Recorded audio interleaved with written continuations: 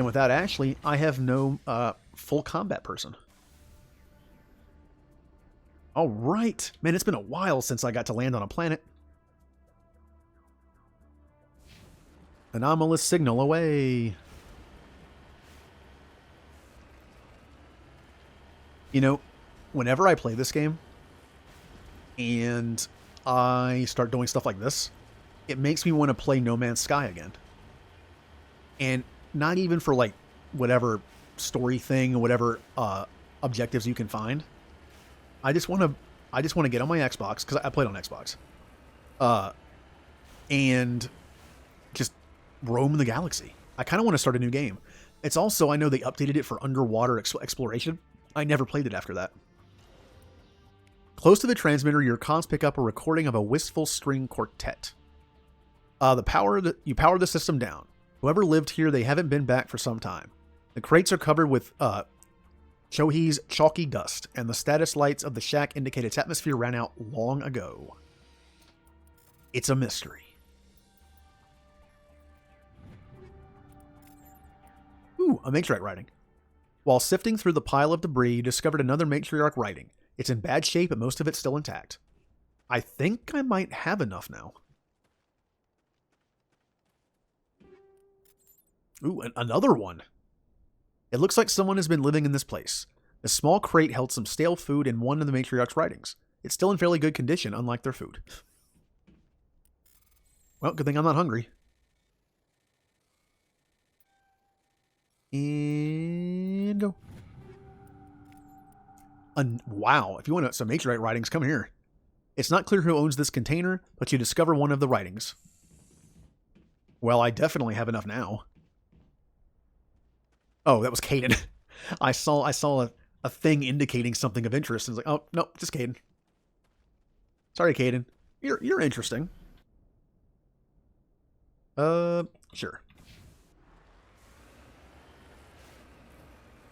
Just out of obsessive compulsiveness, I usually like to end my planet stuff with the mission itself, but it's also inefficient. I have a few quirks like that. Like, for instance, I started keto like 7 months ago, and I waited until a Monday to do it. Did it matter what day of the week I started? No. I just think beginning of the week is the best time to start something. Just stuff like that. They're just dates on a calendar. You know, I'm thinking about stopping keto at the first of the year. And my New Year's resolution would be to go to instead of going back to the way I was eating, would be to do like a nice balanced, like low-fat diet. But I don't have to wait for the first of the month. I can do it whenever I want. I'm on my way. And we're here. Oh, I didn't read that. Okay. I was trying to hit the button to save it. We'll never know. All right, guys, we got to be super careful. That means do not kill the people. I probably shouldn't have brought a biotic because he might use something that has an area of effect. Okay, here we go. Look out! Could we not use explosive stuff, please? Go, go, go! I will destroy you! All right, look. Oh, okay. Did she just get put through the wall? Oh no. Don't shoot the scientist. Okay, shoot him. All right. I don't think I've killed anyone yet. Let's be very, very careful. I'm pretty sure I just shot that scientist, but I don't think it killed her. And I think I'm about to fall to the ground. Yep. I've lost shields. I will destroy you. Wait. Okay. I don't think anyone's died. Somehow, with all those explosions.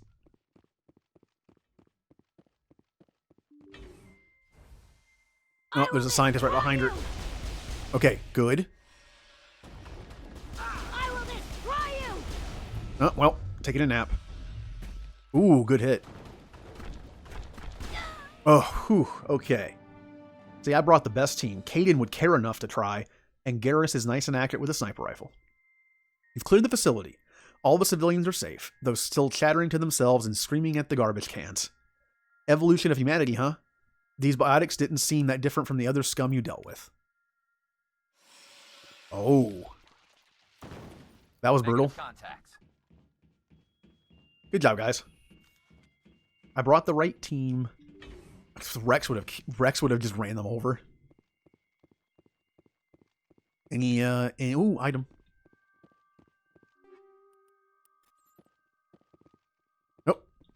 Nope, off the wall. Don't mind me, I mean, they don't need it. This is probably the bad guys' hangout, and I killed them all.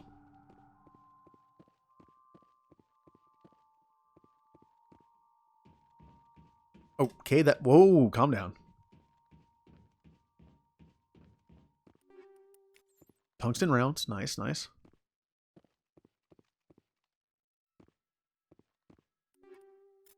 All right, that was pretty easy. That went really smooth. I was just making sure. I wondered if it was one of those things where you could still kill them, but no, it locks you out of it. What was that? What are these people doing? Can I do that? I cannot. Only biotics can do that.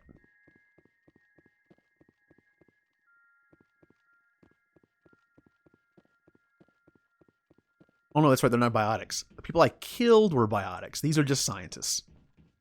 The power of science? I mean, my shepherd's a scientist. See, again, I guess No Man's Sky is going to be the closest I'm ever going to get to it, but I would love a space exploration, like, science type game. Basically a Star Trek simulator. And I think the closest I would get to that would be Star Trek Online. But I really don't want to play an MMO. I just really don't. I get sucked into them, and yeah, I don't want to do that. It's unfortunate that a series like Star Trek just hasn't gotten the best games. Heading out. It's kind of sad that, in my opinion at least, a first-person shooter is one of the best. I'm not going to make it. No, it said failed, and then, wow, it said both. Okay. I'm talking about Elite Force. It's based in the Voyager universe. Well, it's the same universe. It's based on the ship Voyager. And it's a first-person shooter. Okay, I was not expecting this. I don't like fighting these things. I really don't.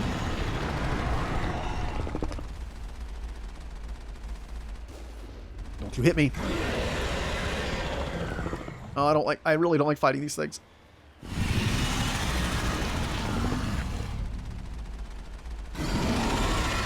No. I don't like fighting because I've had bad oh crap. It's that thing where they come up right behind them, or right under you and kill you. Oh. I actually like Andromeda. Do I like it for the story and characters? No. Meaning, do I like it for the same reason I like the Mass Effect trilogy? No. I like Andromeda because it's still fun to play. I like the battle mechanics. They're a lot less clunky than in the trilogy. I enjoy, I mean, if the purpose of a game is to enjoy playing it, then yeah, I enjoy it. And there's nothing here. Oh, no, there it is. It's... Oh. Pfft. Ray. When I was playing it for the first time, I was really enjoying it. But then I stopped for a second and asked myself, what am I doing? What's the story here? And I literally couldn't tell myself. With Mass Effect 1, the combat is kind of the weakest part of the game, but when you fight something, it's working towards story, and I'm like, oh, cool. This fight is going to get me to more story. I want that, more dialogue. In 2 and 3, I love the combat and the dialogue, so it's great. But then Andromeda, it's like the reverse of 1. It's like, oh, the combat's over. Now I gotta go talk to someone. Message coming in. Patching it through. I didn't think it could be done, Commander. You managed to secure the base and neutralize the bionics without a single civilian casualty. Just doing my job, Admiral. I couldn't let innocent lives be lost. I wish every soldier had your definition of just doing your job. You're a credit to the uniform, Shepard. We're in your debt. Fifth Fleet out. Thanks, Hackett. I like Hackett. Even though you never see him in this game, you only hear his voice. I love like all the even like the side characters in this game are good. And again, like Captain Anderson. Whenever you talk about the characters of Mass Effect, don't forget Anderson. All right. Well, I think it's... Well, I was going to stream for another hour. I don't think I can get this done in an hour. So maybe I should go back and do the side stuff. I could always save this for my next stream. Decisions. You know what? I'll do it. If it goes a little long, it goes a little long.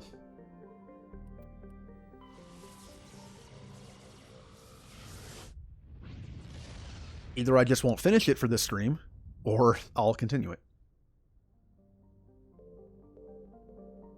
Terra Nova. Didn't that show only last like one season? Terra Nova was once the... You want to play the trilogy again? To do it. I play this trilogy like once every 6 months to a year. I can't help it. Terra Nova was one of the Class 1 colonization prospects discovered by the first wave of Alliance surveyors in 2150. It was the second human extrasolar colony and the first beyond the Chiron mass relay. It currently has the highest population of any Alliance colony. Though banded by a harsh equatorial desert, areas closer to the poles are temperate. I mean, I kind of did that with some games, honestly. Like games I know I'm not going to play. I'll just watch someone play them. The pace of development was modest until extensive deposits of platinum were discovered in the 2170s. This rare metal required in the clean burn hydrogen fuel cells that power private vehicles. I don't know why my brain just shut down there for a second. You ever read something and then it's just like, I don't know these words anymore. Wow, that was bad. Attracted a plutonium rush of immigrants.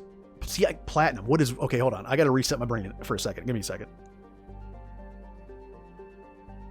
Okay. Investments from throughout Alliance space. In the past 12 years, Terra Nova has seen a 30% rise in population, and growth does not appear to be slowing.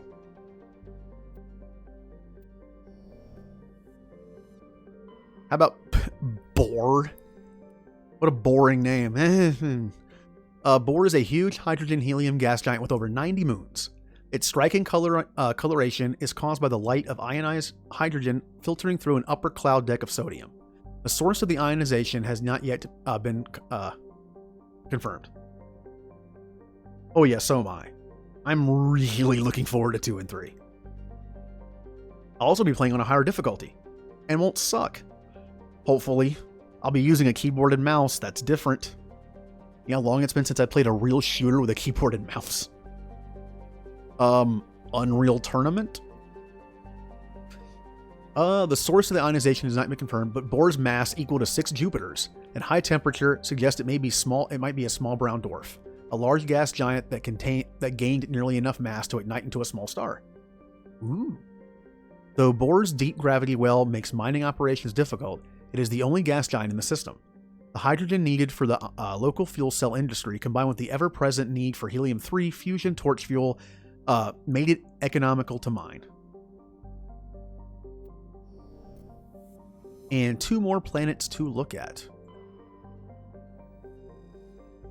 Tyr, or Tyre.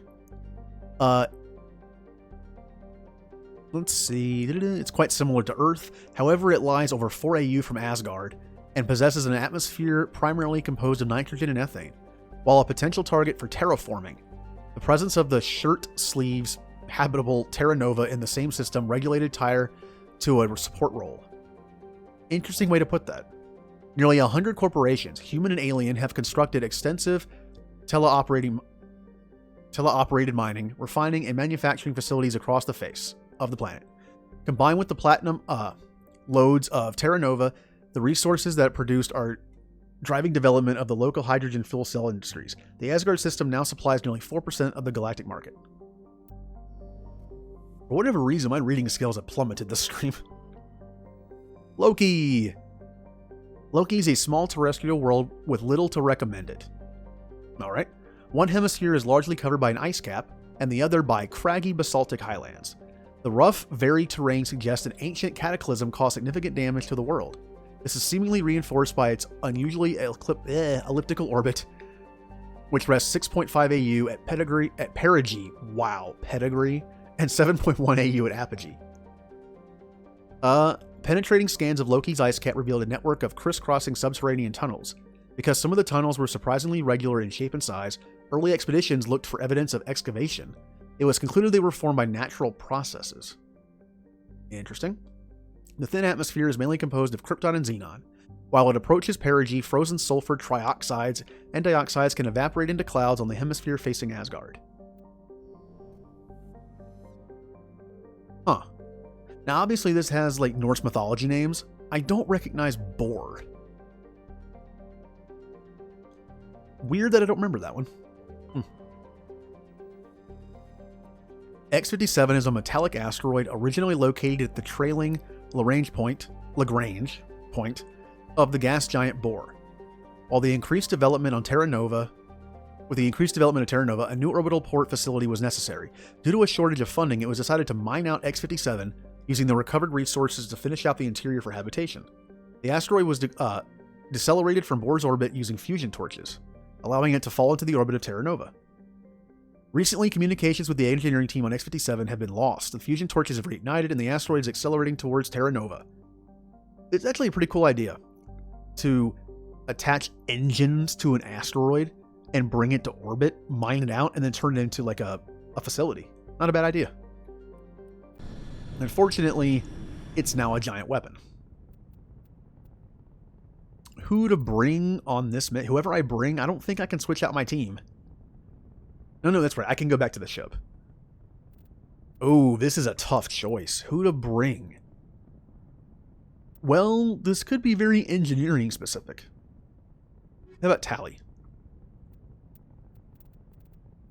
How about Tally? You know what? Tally and Liara. I think this will be a good team. Light on the combat, but... Status. Sensors reveal 3 fusion torches propelling asteroid X-57. At its current rate of acceleration, the asteroid will collide with Terra Nova in approximately 4 hours. Analysis. Torches must be disabled to cease the acceleration. Hello, Normandy voice. I heard your transmission. You hear me? You haven't found me yet, but I can't talk long. Shut down the fusion torches. I'm going to die. God, I hope you're hearing this. You notice how the Normandy talked for the first time ever and never does again? Maybe they couldn't get Seth Green to do the voice of Joker for the DLC, so they were just like, let's just give the Normandy a voice. It's no Edie. Now, this planet has a decent amount to explore. This is gonna be a lot of driving. All right, well, hey, I asked the chat who everyone's favorite character was, and again, usual answers. It's not a surprise. How about everyone's least favorite teammate? Those are usually the same too. Body of G. Mendel. The victim was badly beaten before being killed with a pistol shot to the back of the head at close range. It's likely he surrendered only to be executed by his sadistic captors. Ugh. Survey Station 3 final entry. The central transmission tower is on the fritz again. No one ever listens to my warnings about single points of failure. I'm surprised our surface comm works half as well as they do. When Slodge shows up to relieve me, I'll go see if I can get the old girl back up and running.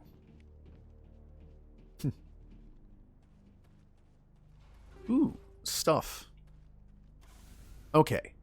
I remember correctly, if I get okay. Okay. Best driver. If I remember correctly, if I get that tower up and running, I think it might point me to points of interest.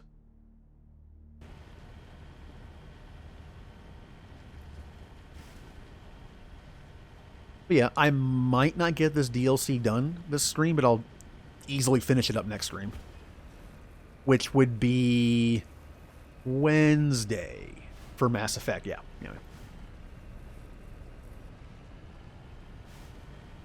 Actually, whoops, I completely forgot. I can stream Tuesday, and which will be my Final Fantasy Blitzball recruiting stream. In the right direction. I don't know who But you are, but I'm damn it. Go. oh, bye. But I actually can't stream Wednesday this week. But I should be able to still stream Friday and Saturday. So I'll do I'll only miss Wednesday. Which means if I don't finish this Wednesday, I'll have to finish it a week from now, which is a shame. So I'm going to try to finish it. Data link between the transmission tower and several survey stations have been restored. Survey station locations are now shown on your map. Well, there we go. And since I'm here, I'm going to go to this fusion torch.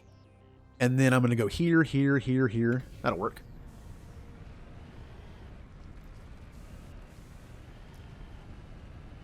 Here we go. Ow. I completely missed that shot. Ashley's your least favorite. Huh. That's actually not that... I feel like that's not that common. I mean, people don't like her that much, but I feel like the most common answers are the typical Jacob, James. And if you're including Andromeda, there's a lot of choices there. Now, if we include Andromeda, is your answer still Ashley? No, I missed again. Got it. Oh, there's another one. Oh, no, it was dying. Okay. All targets eliminated. Liara, I don't think you're correct. Whee. Oh, I dodged two of them. Look at that. Hostile contact. Got it. There. Okay. Oh, there's also an anomaly near here. I'll have to go for that. That fusion torch is loud. From watching someone else's stream in this game, the PC version, sometimes the audio mixing in Mass Effect for the PC is not the greatest. And hey, this is where you get your first look at Batarians. Not a bad design. Batarians. Harak! Check! Check! I love how Shepard says Batarians.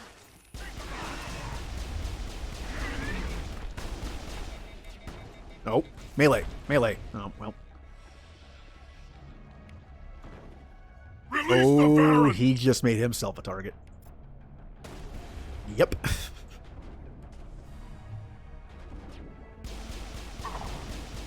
And dead. Oh, you also get to see, these are called Batarian War Beasts. They're Varen. I don't know if they ever say Varen in this game. Oh, Liara. I think I forgot to level up Liara. Perimeter breached!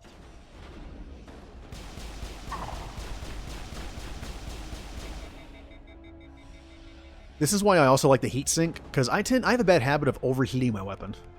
If you hadn't noticed. Oh, this guy has the ability on him. All right. And somehow he died in one hit. I'll take it. All clear. Sam, well. He is just kind of a disembodied voice that sounds very unenthusiastic. So like Dinklebot. Alright, Liara. I think I know what your problem is. Do that. Wow, really? I thought she was going to have a ton of levels. I'm going to give her electronics just for shields. I think she needs more shielding. Okay. I think it's up top. Yeah. In the typical building layout, I think it's in the top room.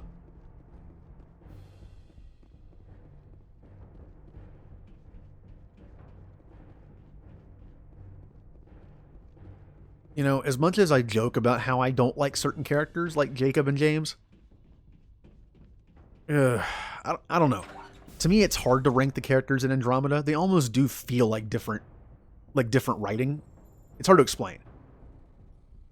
Like, even though Jacob and James are a little boring, they still feel like Mass Effect trilogy characters, but the ones from Andromeda just feel a little different.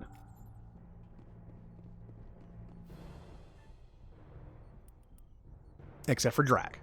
He's just a Krogan. He's literally just a Krogan. Not a bad thing. But I definitely like Rex and Grunt better. Was that you? Can you hear me? Vetra, eh? Oh, you don't like female, less interesting Garrus? Who are you? What's going on? My name's Kate Bowman. I'm an engineer. I was part of the team assigned to bring this asteroid to Terra Nova. We were attacked yesterday by Batarian extremists. I've been hiding since they arrived. I think they know the torch went out. Why are they doing this?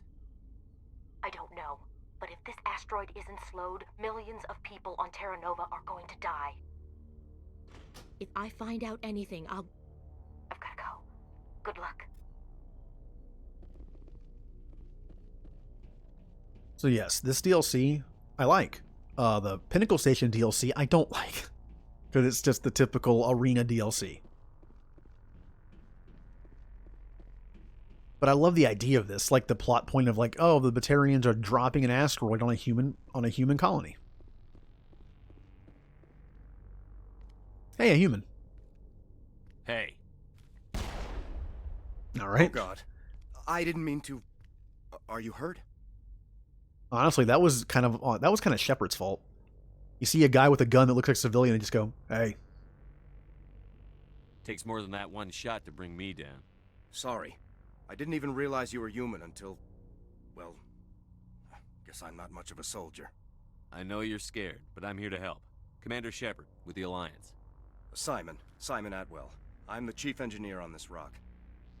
Listen, we don't have much time. The Batarians fired up the fusion torches. You've got to shut them down before we hit Terra Nova. There are 4 million people down there, Shepard. My family. They live in Aronis. My kids and grandkids. Nice communities, good schools. I don't have time to do the math in my head. What happens if we don't stop this rock? X-57 is 22 kilometers long, twice the size of the asteroid that wiped out the Earth's dinosaurs. It would be like millions of fusion bombs striking at once. Millions. The heat of the blast. 1,000 kilometers away, clothes will ignite. There'll be global wildfires. Air shock will flatten everything for hundreds of kilometers. Terra Nova will die, Shepard. Not just our colony. The planet. There'll be a climate shift, mass extinctions. The ecosystem won't recover for thousands of years. Millions, maybe. Is there any chance it'll land in the oceans? That would be even worse. Tsunamis would sweep inland at hundreds of kilometers per hour. Millions of tons of water would be vaporized at the point of impact. Global cloud coverage. The plants could all die, and if they go, the whole ecosystem rolls over. I'd have to run the numbers, but take my word for it, it'd be bad. This doesn't make any sense. Batarians run criminal gangs. Unethical, but profitable. They don't destroy worlds. What does this gain them? I've heard all the stories. Slave rings ranching people like animals. Pirate bands burning colonies to the ground. But this is... The Citadel Conventions forbid asteroid drops. I never thought the Batarians would go this far. Well, this game does a really good job of making you not like Batarians. Look at 2 and 3. Well, especially 2. Any Batarian you meet is like an enemy or just a jerk. Now, I could say they're not all like this. but do I honestly believe that? You were on the ground when this happened. How many Batarians have you seen? And where? They landed at the main facility. It's locked down now. They've changed the passcodes. No idea what's going on inside. I did see groups head out to each of the torch stations. Couldn't say how many, though. Enough to give you a fight. Any idea who's behind this? Who's leading them? That might provide a clue. I heard a couple of them talking. They mentioned a Balak. It sounded like he's the one in charge. They didn't seem convinced this was a good idea, but they were scared of the guy. Scared enough to do what he wanted. Batarians everywhere, and I need to shut down all 3 torches. Anything else I should know? One of the torches is surrounded by live blasting caps. We were set up to excavate when we arrived at Terra Nova. I rigged them with proximity detectors. That tank of yours will set them off, so you'll have to go in on foot. Even then, they'll explode if you get too close. Just go slow and easy. You should be fine. You set them up. Can you disable them? Not from here. No. There are manual controls by the entrance to the torch facility inside the blast zone. You can disarm the caps there. One last thing. I had a crew working off-site when the attack hit. I'm worried about them. These Batarians are ruthless. I saw them smash the faceplates of guys working vacuum. And those Varen, I don't think they always wait for a corpse before feeding. Any idea where I can find them? They were running checks on our perimeter equipment. Easiest thing would be to tap into the transmission tower out on the surface. The equipment stations will show up on your sensors. Oh, did that. I'll look for them, but the torches have to be my priority. Yeah, you're right. Saving Terra Nova is more important than my team. There were a bunch of engineers over at the main facility, but they're probably all dead. That or being held hostage by the Batarians. A woman named Kate Bowman contacted me. The Batarians haven't found her yet. Katie's alive? She's one of my best engineers. She signed on with her brother, Aaron, I think his name is. He's part of the security detail. I hope they're okay. You'd better find a good place to hide. If the Batarians come back and find you... Yeah. I think I'll make myself scarce. Good luck, Shepard. Alright, we got a plan. Turn off the torches, and while I'm at it, look for the survivors people on his team. Alright, so torch number 1 is good. Even though, see, here's the thing, even though there's still a thing there that says there's a torch, right? It has one of the exclamation points, but we turned it off. I know we did. Oh yeah, there's also an anomaly right here, which I'm going to check so I don't forget. It's not on the map. Oh, it's up a steep hill, though. You know, when I talked about the DLC, again, this game has 2 DLC. This one and the Pinnacle Station. I really don't like Pinnacle Station. Fortunately, all the DLC in 2 is really good. Well, mostly good. What am I doing? I am failing. Come on. Come on. Come on, Mako. Oh, that was a pretty cool reveal of the planet. That looked nice.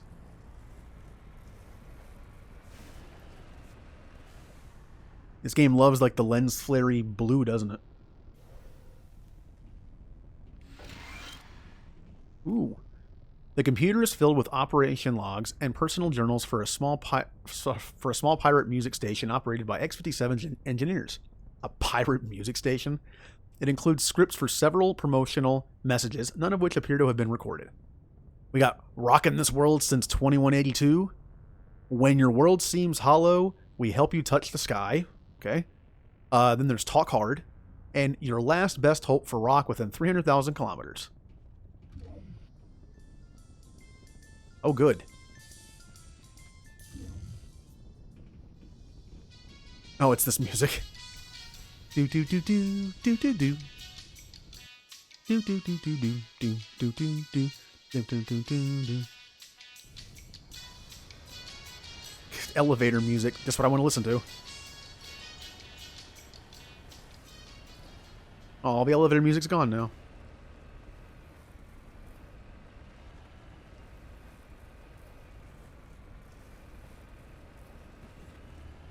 Oh. I guess that would be a good question to ask.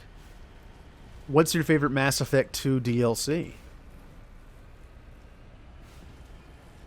You know, I always forget that 3 has 4 DLC because of the day 1 DLC that you get for free if you pre-ordered or whatever. The From Ashes one.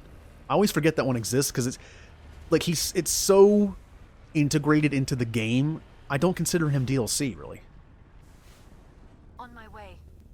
Nope. Well, you gotta think, the reason why they added the elevator stuff was because, you know, you're gonna have moments in the game where you're stuck in an elevator. Make it interesting. Just like how in Dragon Age Inquisition, there's so much more banter between your teammates while walking around. I love that stuff. But it makes sense because it's a big open world you have to walk around in.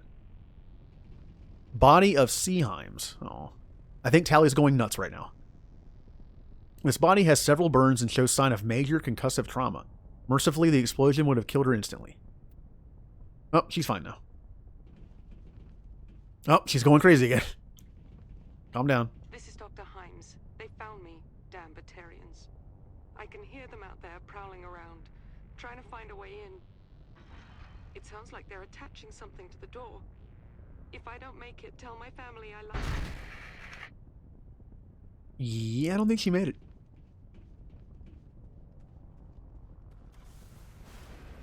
And of course, my shepherd really doesn't like Batarians.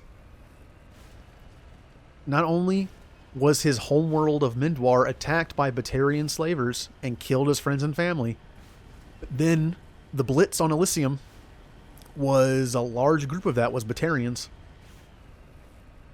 So my engineer shepherd really doesn't like Batarians. Who does?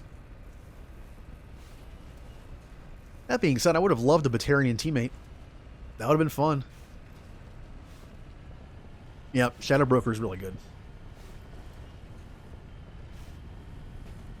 Oh, it's this one. Warning. Nope. Ground penetrating Can't see what I'm doing. detects anti-vehicle demolitions nearby. Oh, I forgot Normandy talks here too. Hello, not Edie. Okay. Man, that torch is loud. It's like being outside on a really windy day. I missed it, didn't I? Yep, I missed. Is that already dead? It is dead. Okay.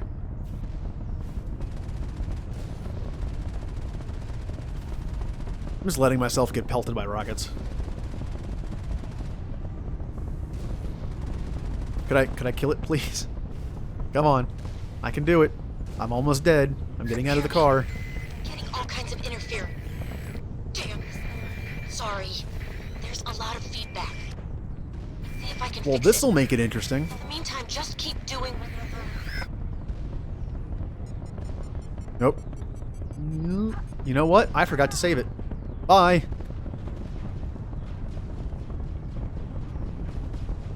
What am I getting shot at with? That was like regular gunfire. I need to get out of here and save it. Well, I need to get out of range.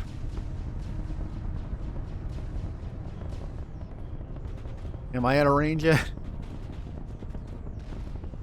Well, this sucks. I don't think I can reach from here. This is a little awkward.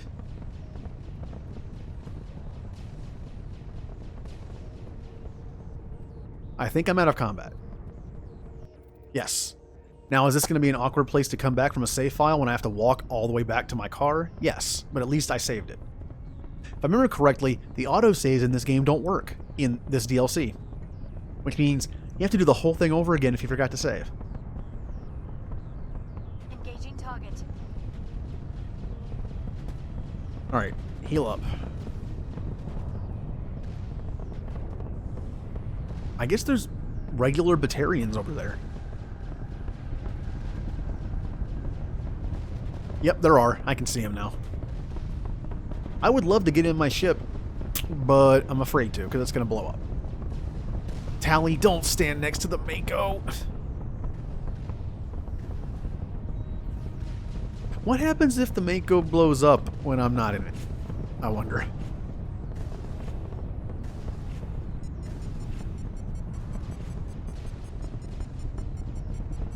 I feel like this is very short-sighted.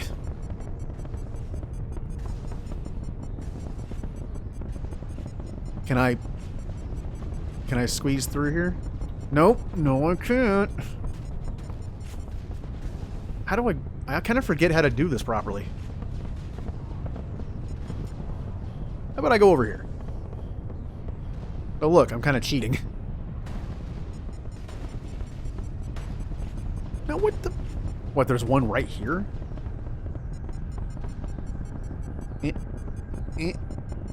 Okay, whew. Good job, team. We successfully evaded mines. Oh, hello.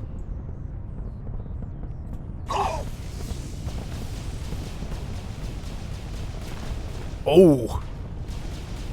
I love the brutalness of some of these hits where their body just goes flying.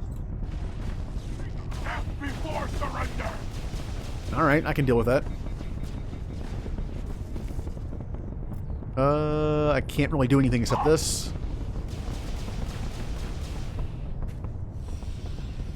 You know, the Mako might be destroyed. Maybe it doesn't take damage when you're out of it. I don't know. Yeah, we'll find out when I try to get back into it.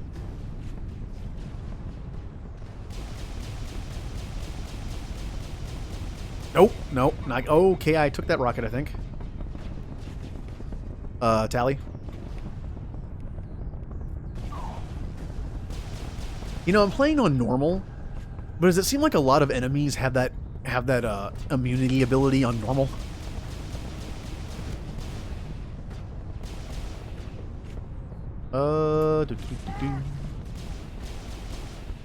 I feel like that ability was only used mainly on harder difficulties. I guess I was wrong. Okay. I think I stood still too long. Welp. Oh, look, my save file. Well, time to stroll back to the Mako. Good job, me. Hey, it's too bad I don't have a sniper rifle. Oh, wait a minute. I do have a sniper rifle. You think I could hit him from here? Oh, how close do you think that was? Or that?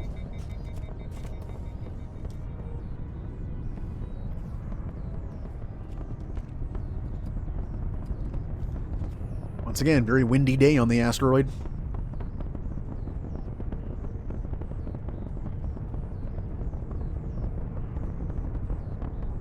Okay.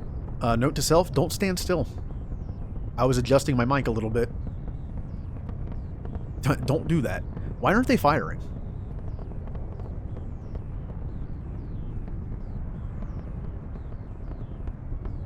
Alright. Just thread the needle. Just thread the needle. Why aren't they firing at me? Did I glitch the game or something? I mean, I did that on purpose. Oh, the enemies are still here.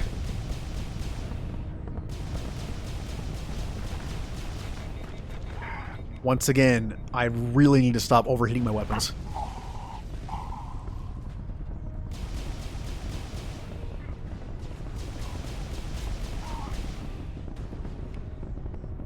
Sure. Okay. Oh, Tally just took that not very well. Here, let's take out this guy first.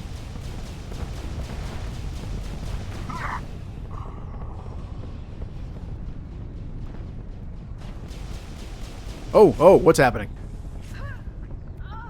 Tally, no. Not surprising, but no.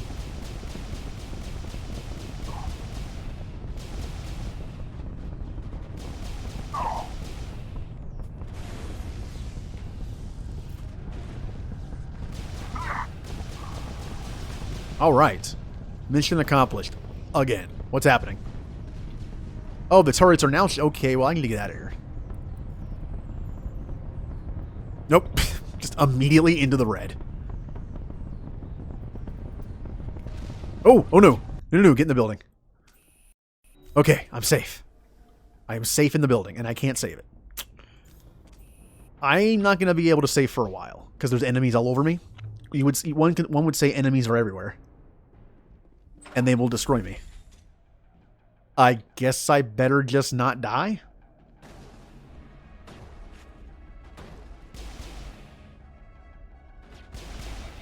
Ow. I think one of my teammates just shot me. What? Why is there an enemy, like, right next to me? What's going on? Okay.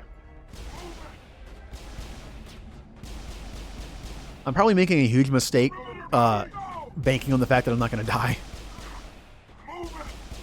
Well, look how good the cover system works in this game.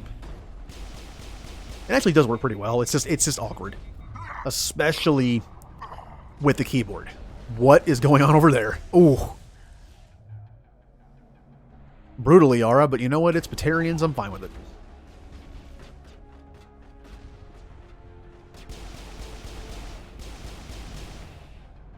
Can I hack that? I can hack that. Rain fire. Get him, little turret. Oh, they destroyed. Oh.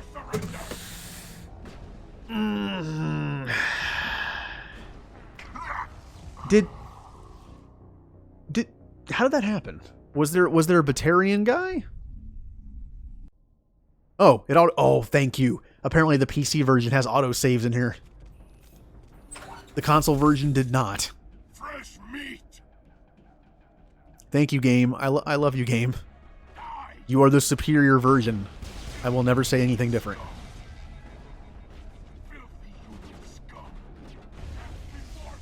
Come on. I'm gonna hack this right away because I can. Get him, little Drew. Hey, this is like Mass Effect 2. I have a drone now. The engineer has a drone friend. Get him, little drone friend. Oh, it's happening again.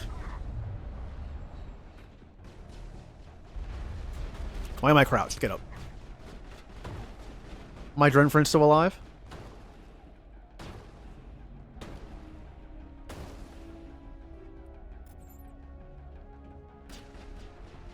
Well, I mean, he can die. He just might come back.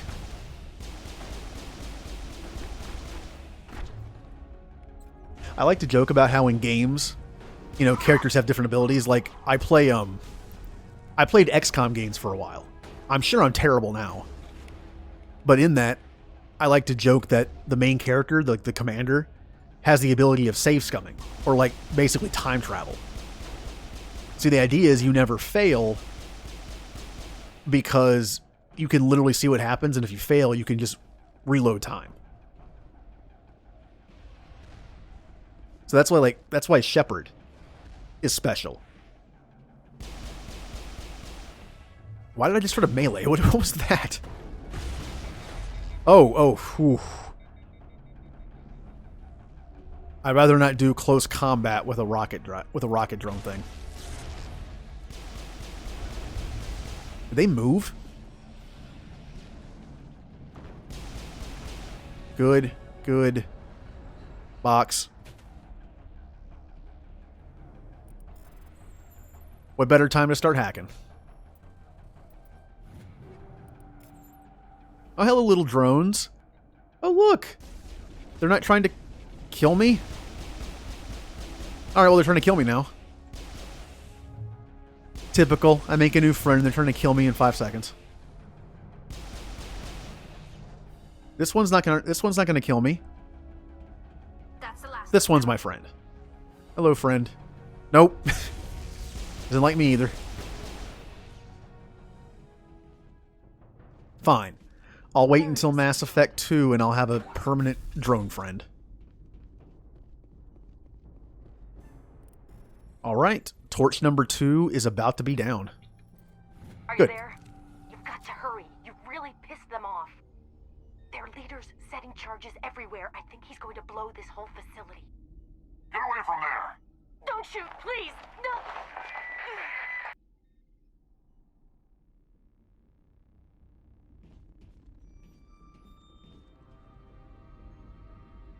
Hey, Balak.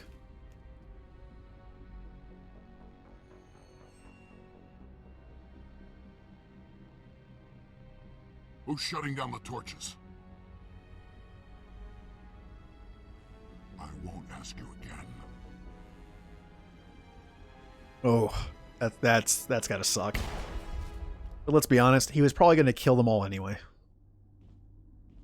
Find this problem and deal with it. Get her out of here! Oh, now we got to save our new engineer friend. Only one more torch. This DLC is kind of deceptively short. If you just make a beeline for the torches, it doesn't take that long.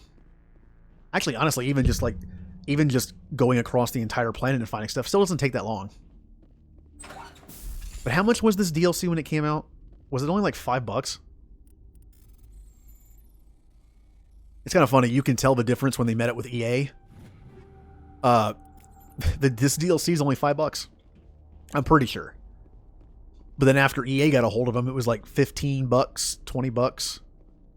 Is there more content in those? Yes. But EA loves their DLC. You can literally find Mass Effect 1, 2, and 3 on sale, sometimes for like $5 each, but the DLC will still be the same price.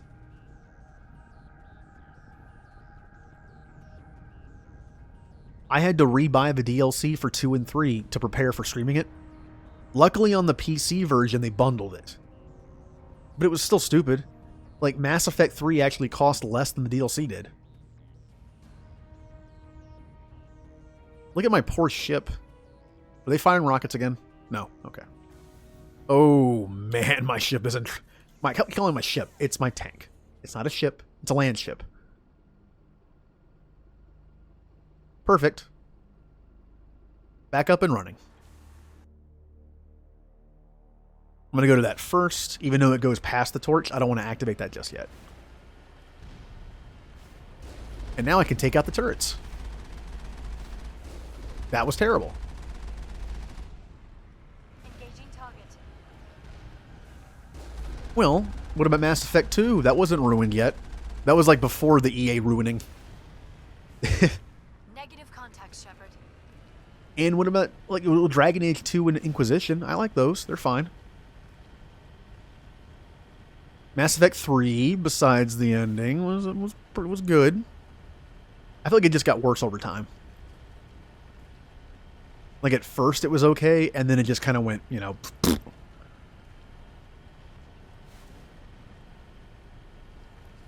mean, well, look at Madden. I loved playing Madden 05 and 06 at a friend's house, and now I have not bought a Madden in so long. Oh, remember the abomination of Madden 06 for the 360? Oof. It was like a bare bones version that had like bag glitches and... Yeah, whoa, no, don't flip over. I know it's impossible, but don't.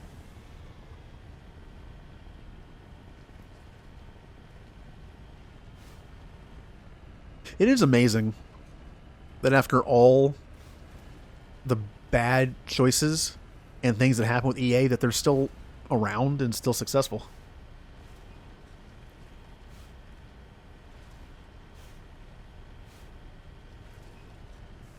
Heading out.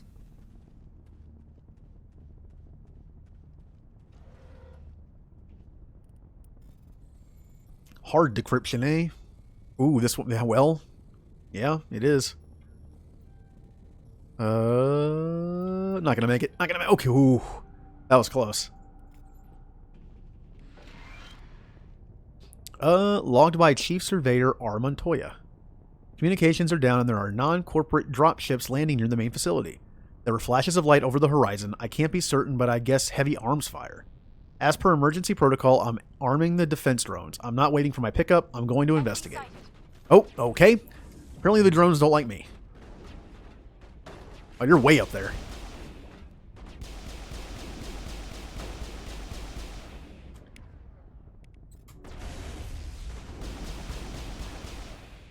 One more. There you are. I've lost shields. Yep, I realize that. Thank you, Shepard. Now, if I remember correctly... Oh, I don't remember. I still haven't found the last body. Oh, there it is. Footprints. Off in the east, huh? Does that mark my map, or do I just go east? I think I just go east. Well, east is... I didn't mean to do that. I hit the wrong button. There's another thing about me playing with a keyboard and mouse. I have very bad awareness of where my hand is, so I tend to hit the wrong buttons. So this is east. I'm looking for someone. I'm looking for, well, probably a dead body. Hey, look at that. Dead body. Securing point. It looks like he died from a single shot through his helmet, likely from a sniper. Whoever killed him didn't even bother to search his body. There's still equipment in his service pack. Oh, the Batarians are gonna pay.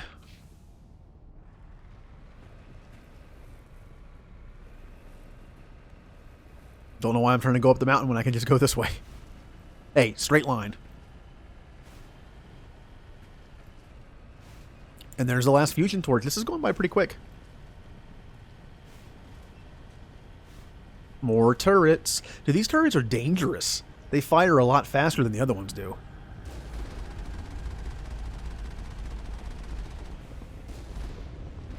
Oh, oh, okay.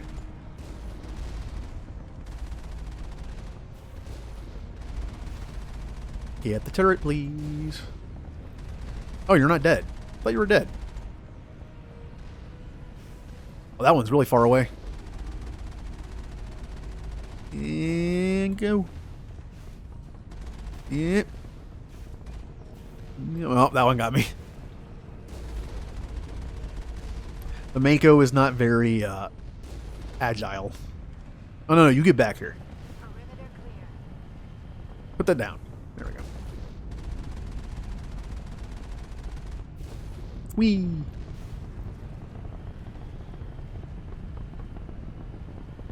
There's that wind again. Heading to position. Alright, last torch.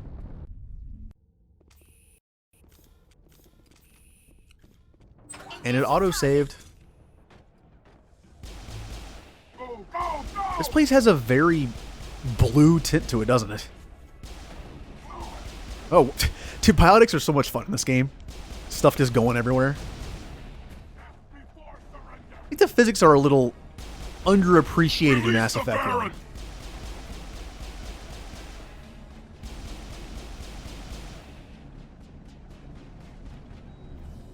I miss having a shotgun.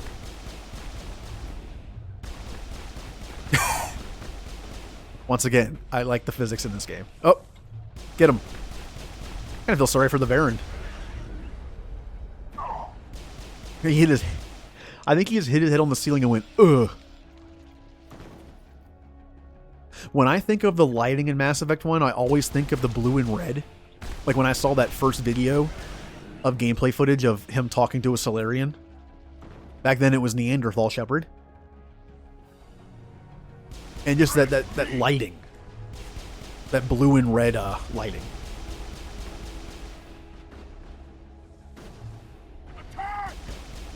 Yeah, my team is a little weak right now in combat. I probably shouldn't have taken the two arguably weakest people. Although I'm liking Liara's biotics. Perimeter secured.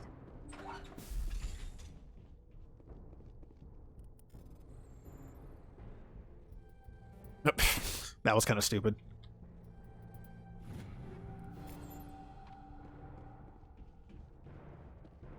Yeah, this building literally reminds me of Mass Effect. Just that red and blue combo.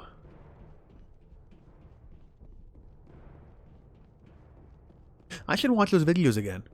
I should find those original videos. The one where he's talking to a Solarian and the one that's on Therum. With Ashley and Garrus and the whole like interruption system that wasn't used in one. I should find those. Nope. Nope.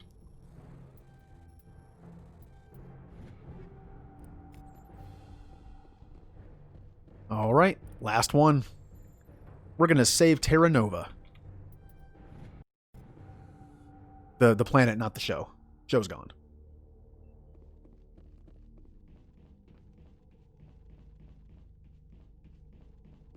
Hooray, we did it. Shepherd hero. Hold it right there. This doesn't have to end in bloodshed. And the funny thing is, if I started, I could literally shoot them right now, and it would just start the fight. I love that kind of touch where it's just like, screw it, and just start firing. Don't come any closer. We can do this the hard way, or we can end this peacefully. Peacefully? I didn't think you Batarians knew the meaning of the word. Look, I'm just doing my job here. Hijacking this rock wasn't my idea. I signed on to make a little profit. A quick slave grab, nothing more.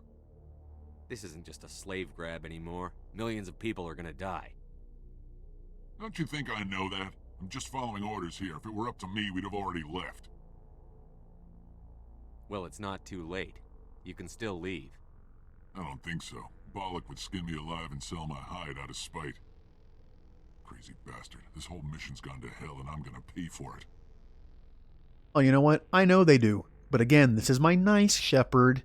This is the only one of my 4 canon shepherds that I play that I would do this. The others will just kill him. Even the nicer ones. Because look what he said. It's like, this is only supposed to be a normal slave run. Oh, so you're going to drop a rock on a planet and kill millions of people, but the original plan was just to enslave people. Yeah, that's going to sit right with me. So why do you listen to him? Good question. I had a bad feeling about this from the moment we landed. Now Bollock wants you dead. And what Bollock wants, Bollock gets. I can't change that. Do you always want to be second in command? Get me out of here and I'll take care of Bollock. Then you can start giving the orders. Huh. An interesting proposal. It certainly has benefits over the current situation. Shut it down. This is Bollock's problem now. I hope you're as quick with a gun as you are with your promises, for both our sakes. Bollock will get what's coming to him, and so will you if I ever catch you in human territory again. Are we clear? Perfectly. Bollock's holed up in the main facility. You'll need this to get in. Don't underestimate him. He's a mean bastard. Let's go. We're getting off this rock. Well, there. Deal made. And hey, I still had the added threat. I might have done Paragon, but it's still the added threat of, if I ever see you in human space again, you're dead. It's like with that Helena Blake woman. I let her go, but I tell you, if I ever see you or this gang again. So even the Paragon choices sometimes have some bite to them. Alright, I found all that. Main facility. Wow, this only took like 40 minutes. But we got a big fight ahead. Gotta take out a bunch of Batarians. Huh. That doesn't look that great, does it? Look at that awesome texture.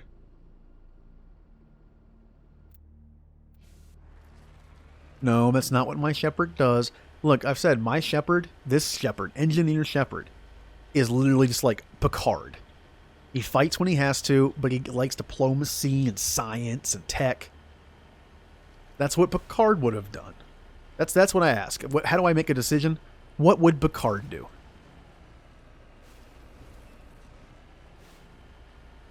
And then I play my Psycho Shepherd and just, kill everyone. Pretty much always the bottom right choice. That's going to be a fun stream.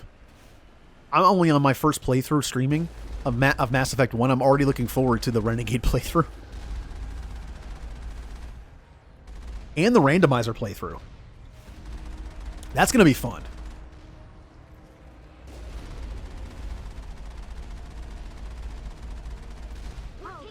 Oh no.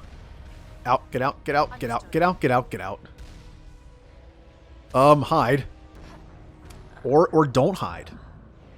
Or don't hide. Stand out in the open and die. I'm doing great this stream. How many times have I died? It's going to save it here, isn't it? Oh no, it saved outside. Even better. I'm kind of, I'll be honest. I'm kind of not hating the autosaves on the PC version. But the console version, I hate. Because again, there is no autosave in this entire thing.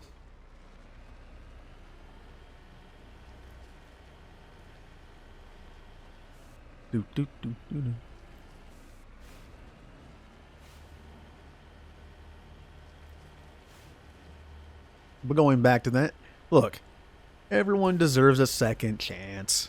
And if that Batarian gets the idea of trying to do a slave run, and I'm around, I'll kill him.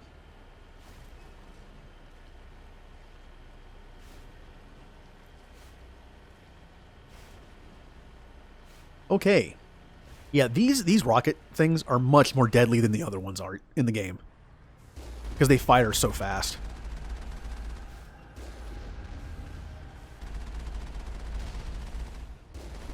Not only does... I don't know if... It might not necessarily be the rate of fire that's higher, but the missiles seem to travel faster.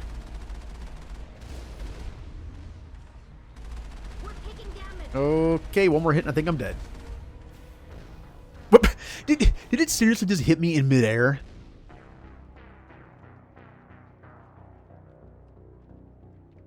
You know, I'm playing on normal. I feel like I'm dying a lot more than normal. Even in the Mako. What? Alright. Time to get serious this time.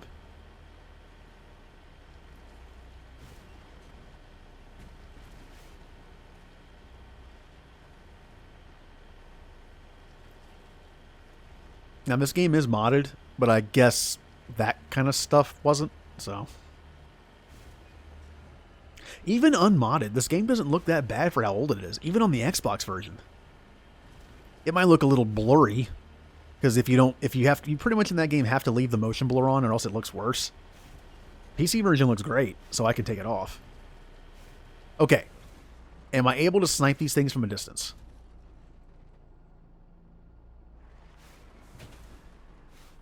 You gonna trigger? Come on. Come on. There it goes. Aha, I killed one.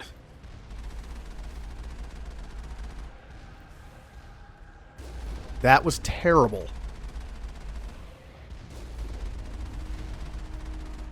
Good. No.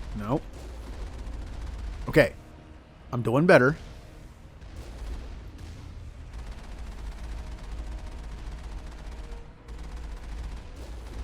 Oh, look at those moves. I got hit once. Oh, well. Whee. That one on die? What? Itty bitty little bit of health. Perimeter secured. I didn't dodge that one. It just missed me. Mission complete. Here we go. Time to stop Balak.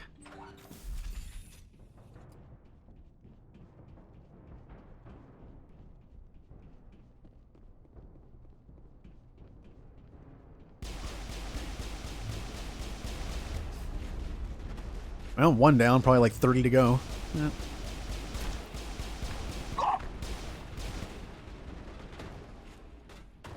No, I'm overheated. No. I've lost shields. I'm aware. Here, I'll fix you up, Shepard. Well, I shouldn't be standing next to that explosive thing. Bye.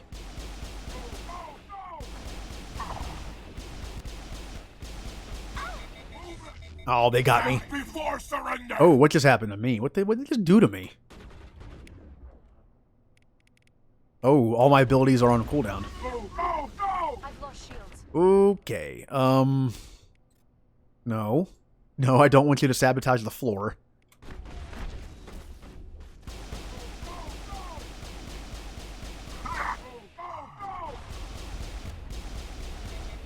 Oh, he's almost dead. Nope, pop an ability.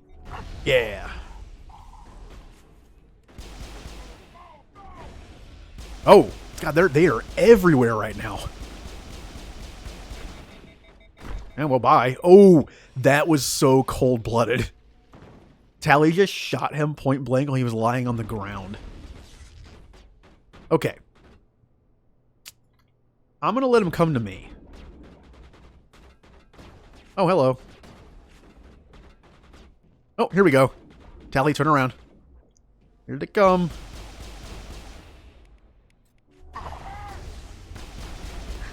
Oh, getting overwhelmed. Bye. Don't take a swipe at him, Shepard. Just run. Okay. I think I can still salvage this. Batarian with biotics, huh? Don't see that too often. Okay, I'm gonna make my last stand here.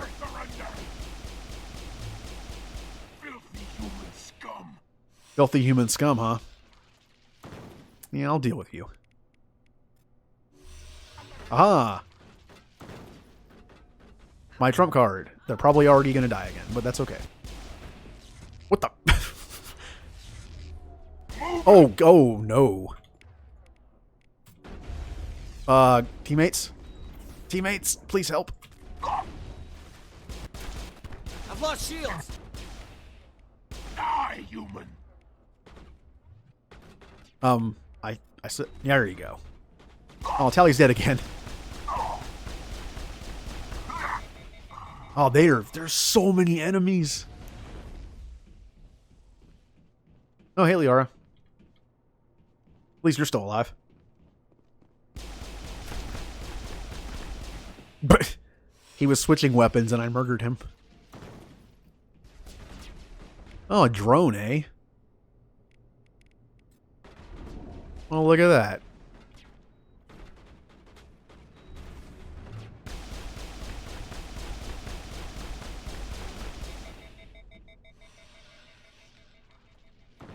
Well, come back, drone. You're my friend, but I still have to kill you. Are you up? Where are you?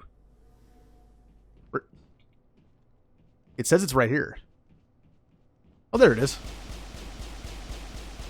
Hooray! Well, that was a little messy, but you know what? It worked out.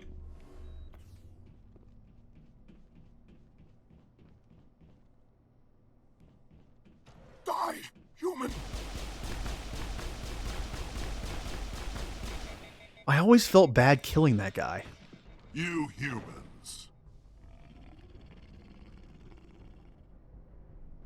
That's why it looks like that. You're almost more trouble than you're worth. It's a very simple layout that I made, but I based it on, the colors and the setup of the Mass Effect 1 menu system. That's why it looks like that.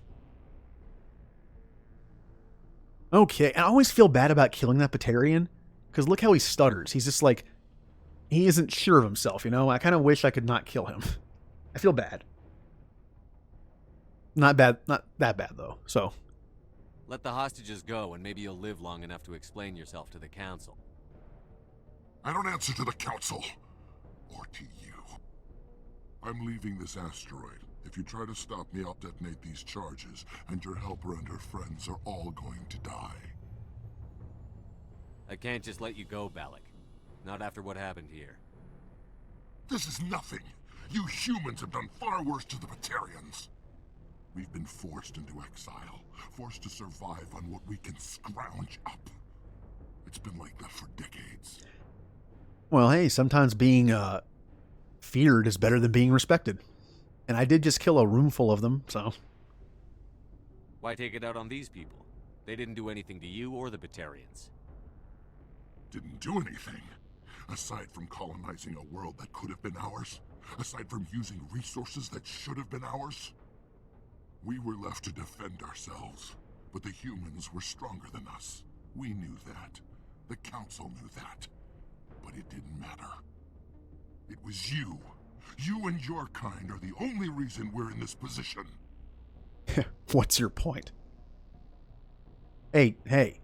Two wrongs don't make a right. How does killing innocent people make up for that? We had no other options. Sometimes you need to get someone's attention before they'll listen. That's why we attacked you at Elysium. That's why I'm doing this. You forced our hand. And is that why you killed all of Shepard's friends and family to slave them? Dude, you're not winning this argument. You attacked us first. When we retaliated, you ran off to the Council hoping for help. When you didn't get it, you hid. You've got no one to blame but yourselves. Enough! You couldn't possibly understand. Actually, you just don't want to understand, and I'm done wasting my breath. Now, If you want your friends to live, I suggest you step aside. This is actually a really interesting choice. This is actually a realistic choice as well. He's stuck at 38 HP. But this is a very interesting choice. You have either let him go to save the hostages, or attack him, but then he kills the hostages. Of course, my Shepard knows the right thing to do, but it's going to be fun playing through this as a renegade later. You can go. But this isn't over. I'll find you eventually. Maybe. But I made sure you won't follow me today. Those charges are still on a timer. Better hurry if you want to save your friends. No, I'll find you later. That's the last of them. Now, I can't remember if one of them's down here.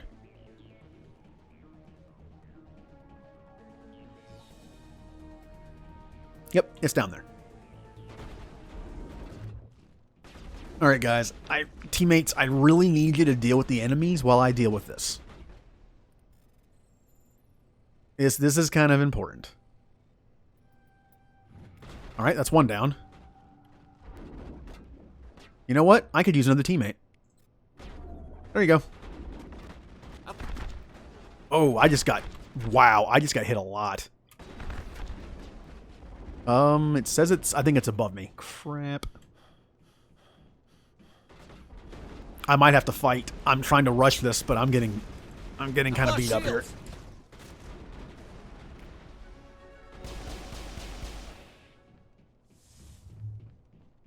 I only have 2 minutes as well. Man, it'd be nice if you'd think with the threat of exploding, he'd be able to get some more energy from somewhere and run more than 5 seconds. Shepard, I can run more than 5 seconds.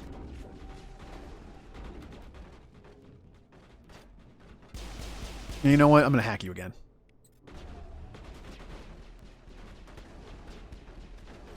No, well, I'm tired again. I think the next one might be lower, but there might be a stairway.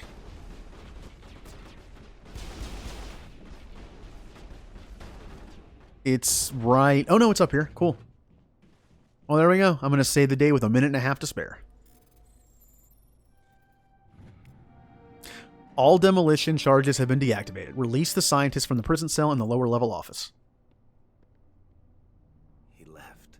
Is that all right? I honestly didn't have a choice, really. Letting him go was better than the alternative.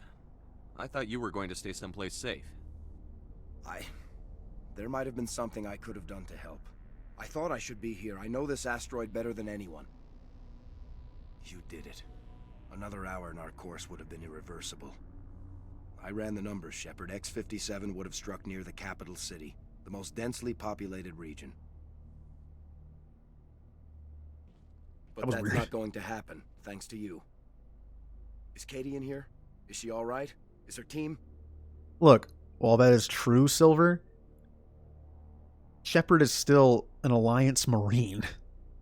I feel like he should be able to... You have to pass a physical, don't you? I can't wait till I get to 2 and 3 where I can run. Look at Andromeda. Dude, Ryder can run. Balak was holding them hostage. I let him go to save them. Let a terrorist go or sacrifice innocent lives. I'm glad that's not a choice I had to make. Is that... Will you get in trouble for that? I mean, he could do the same thing somewhere else, couldn't he? Yeah, he could. Balak seemed like a practical man. Practical but callous. I'm sure if he'd been in my place, Ms. Bowman would be dead now, along with all the terrorists. But I'm not going to sacrifice people who happen to be between me and my target. So what happens now? The bad guys get away? For now. Balak gets away today, but we'll still be after him tomorrow. And the day after that.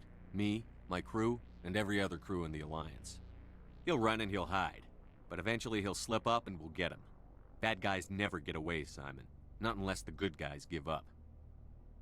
Well, I wouldn't want you after me. Shepard, thank you for my grandchildren's lives. I don't think I'll stick around, though. Not with the team gone. Too many ghosts. It's time for me to get back and spend some time with my family. Before I go, I'd like to offer you something.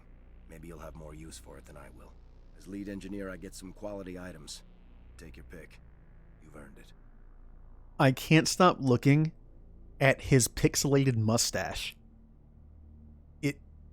Like the rest of his face looks okay, but you can see the squaring of like the texturing on his mustache, and it's very distracting.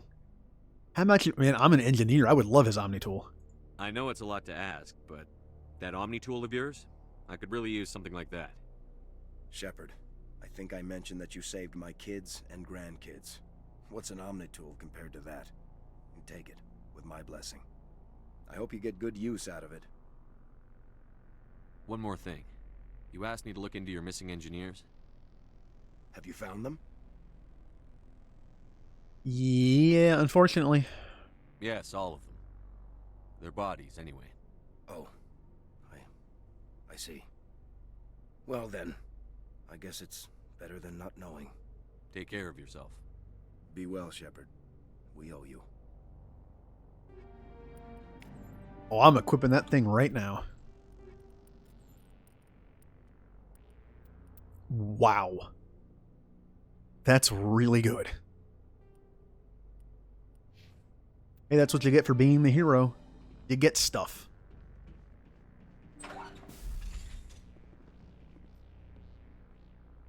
I can't believe you let Balak go to save us. I half expected you to just let us die. Sacrifice the few for the many. Okay, look, I usually do the few for the many thing. But if it was like very clear cut, like, look, if I press this button, I'll kill 5 people. Press this button, I'll kill 1,000,000. But that wasn't the case. Yes, he could go do this again, or he could get caught immediately after and kill no one else. You don't know. But yeah, I'm not going to do that. Then I'd be no better than the Batarians. Besides, Balak won't get away with this. I know who he is now. He can't run forever. You sound like my brother. He was always so stubborn, but always willing to do the right thing, no matter what. Aw, now I'm sad. But hey, at least Terra Nova's cool. Your brother was the one Balak killed? Yes. Aaron. He was the one who convinced me to join the team here. Said it would be an adventure.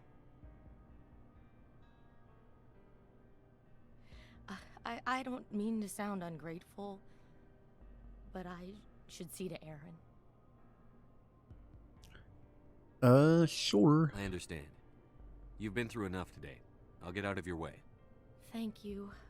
Oh, I don't even know your name.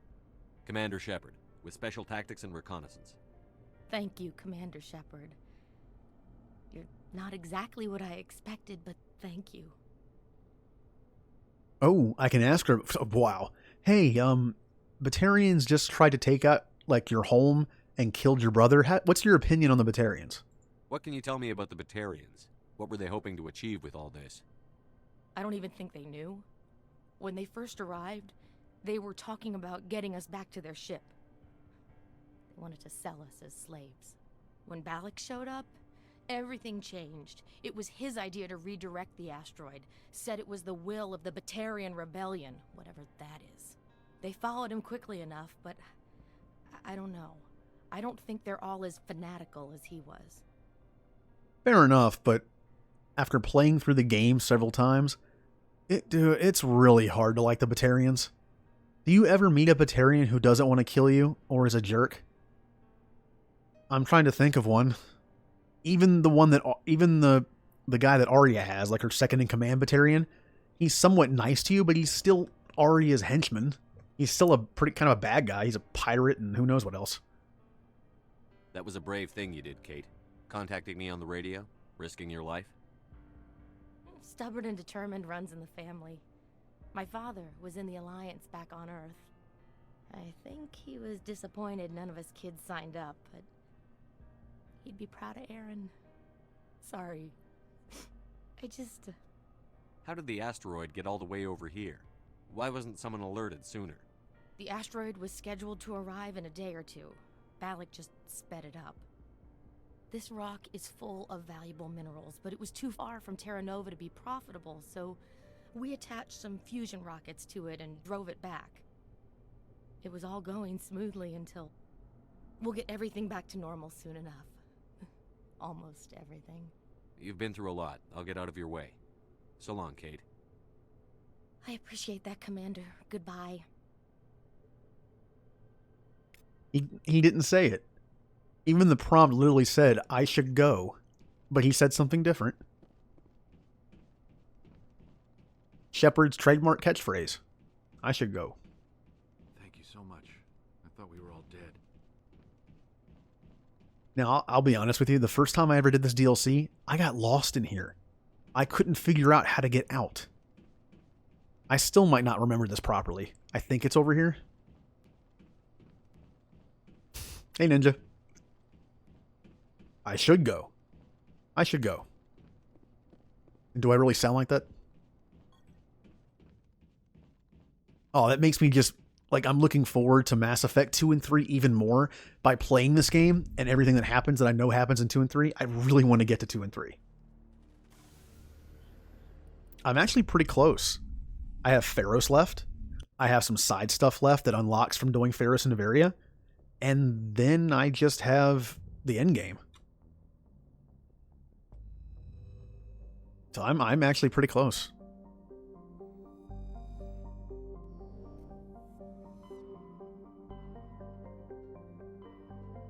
Go back to the Citadel. I'm going to see if I've unlocked any new missions, because I've done, I did a story mission. So I'm going to make like a quick pass through the Citadel to see if I unlocked anything. I don't, I'm trying to remember. Off the top of my head, I think I'm missing one mission on the Citadel. And yeah, I did Vermeer. The very first thing I did on the screen was do Vermeer. Actually, I've been streaming for 4 hours, and all I've done is Vermeer and the DLC.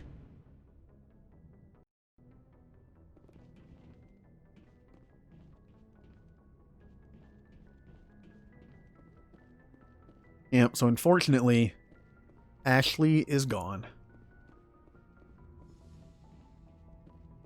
Again, there were conversations with her that make you really like her.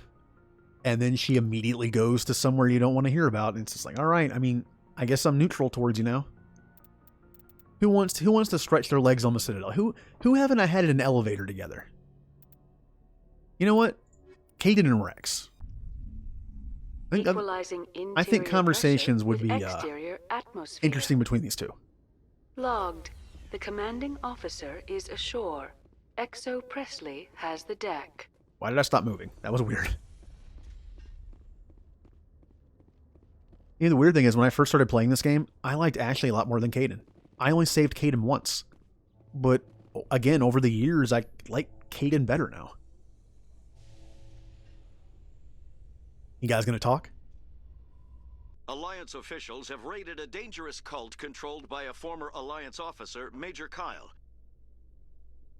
Major Kyle surrendered and is now being treated for severe post-traumatic stress disorder.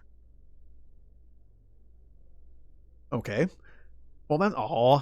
But because I heard that, I don't get to hear them talk now. Well, that's a shame.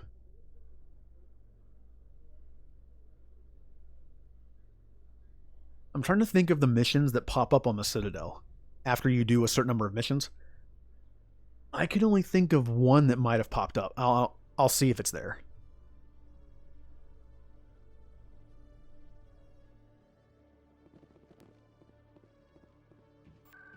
Also, Kaden is a little boring in Mass Effect 1, but I like him in 3. Ashley's actually more boring in 3. Where was the... I think it was here. There were 2 missions that sometimes pop up here. I think one of them doesn't pop up until way later. Yep, there it is.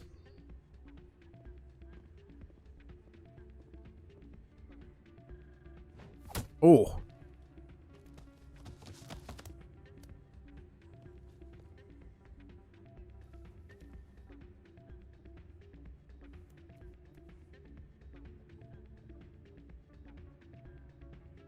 Well, it's because Caden's a nice guy, and Ashley's kind of a jerk.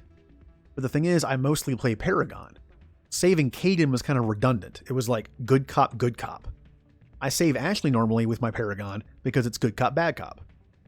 The only time I ever saved Caden was when I did a Renegade playthrough. But I figured, you know what? I'll change things up a bit. Yeah, what is it? Why were you tossed out of there? Doran didn't have a clue what I was doing. He assumed I was cheating. And yet here you are, cheater. I was just tipping the scales in my favor, only as an experiment. It still sounds like cheating to me. To you, maybe. But this device is merely intended to simulate situations and record results. Recording losses is easy, of course. Nobody notices those. Why do you need to record these outcomes? Ah, now you're getting to the heart of it. I've spent the last 5 years developing a system that can accurately predict wins and losses on the Quasar. I just need a few more recorded wins and I can complete the algorithms. Can you do that? Isn't that illegal? It's illegal to use my system, but I won't use it. I'll sell it to others. I just need a few more wins recorded. So, am I going to help this guy cheat? Does the device help me win? The device is set to emit a frequency that will slightly increase your odds. Nothing like my system eventually will, but enough to allow you to record your wins more quickly. Well, that is true. Rex is a better bad cop than Ashley will ever be. Of course, Garrus kind of everyone is. Literally everyone in your team's a badass. So yeah, that makes sense.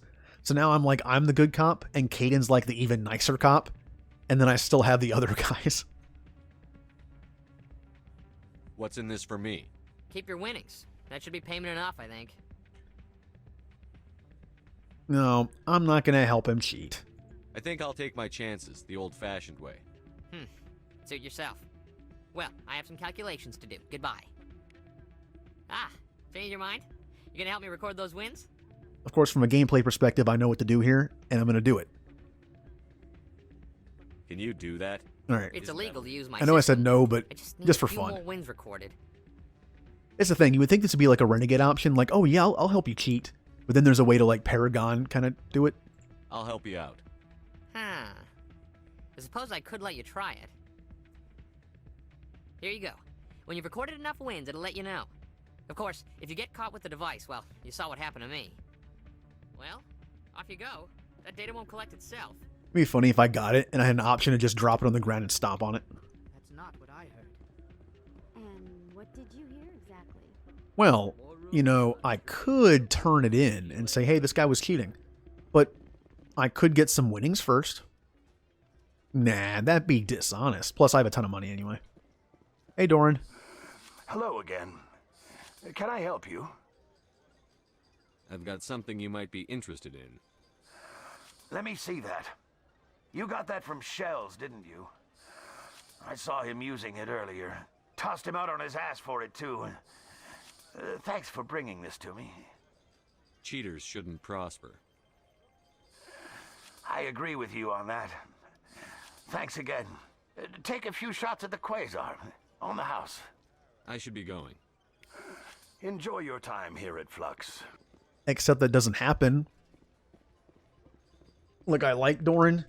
I've only met 2 Volus, and the other one isn't very nice to me. The fact is, he does say take a few shots at the Quasar for free. Doesn't happen. You go to a Quasar table. Hey, good to see another human in here. Whoa, wait a minute. Look at those eyes. Not a bad place, but it's just not the same as back home. Oh, it's the angle. The angle of the eyes looked really weird.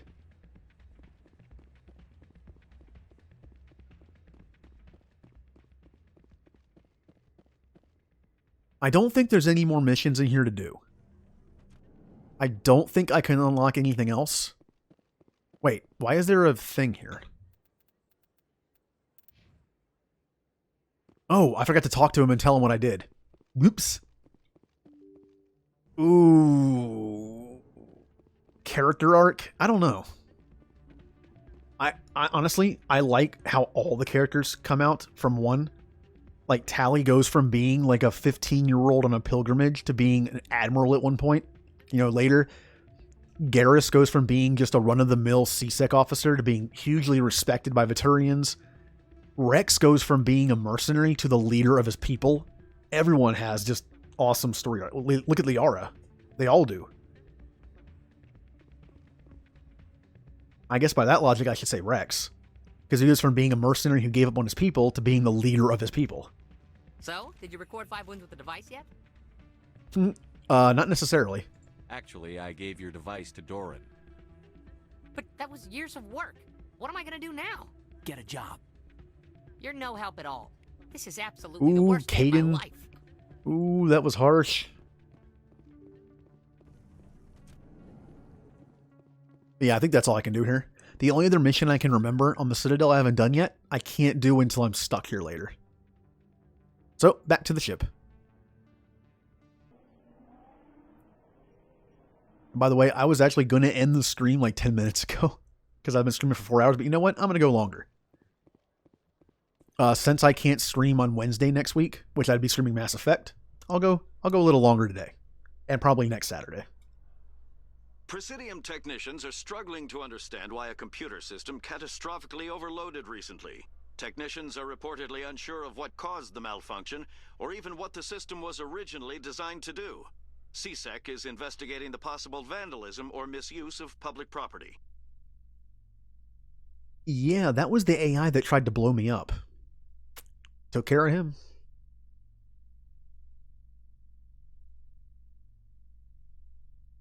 This has been a long elevator ride. Wow, this is a really long elevator ride. Yeah, Liara's very awkward. And then in 2, she's kind of scary. And then in 3, she's kind of mellowed out a bit, but still scary. Stand by, shore party. Decontamination in progress. Yeah, Thane has a nice one. The commanding officer is aboard. XO Presley stands relieved. You know, I haven't talked to Joker in a while. Commander, I know it couldn't have been easy for you down there. Making the call between Alenko and Williams must have been... I'm sorry, sir. I don't know if I could have done it. There is no right choice for something like that. I just hope I never have to go through it again. No, I'm not blaming you, Commander. I'm just... I mean, it's hard, you know? Saren's still out there, Joker. Hold it together. We need you. Don't worry. I won't let you down. I want to be there when you make that son of a bitch pay. Yeah. Oh, no. That reminded me. I got a codex entry. I haven't gone through the codexes in a long time. Let's not do that tonight. Now the question is, what do? I don't have enough time to do Pharos, and I'd rather not start Pharos until next stream. You know what? I know what I can do. Completing Novaria and maybe Vermire unlocked a new system or 2. I can do the side quests. Here's the issue, though. I don't remember what system is what. Oh, I watched someone stream and they did Thane's Romance. Ooh, some of those scenes are brutal. So yeah, I actually don't remember what's unlocked that's new. So unfortunately, I'm going to have to do the messed up thing where I go to system and see if it's unlocked or not. I'm pretty sure these have always been here.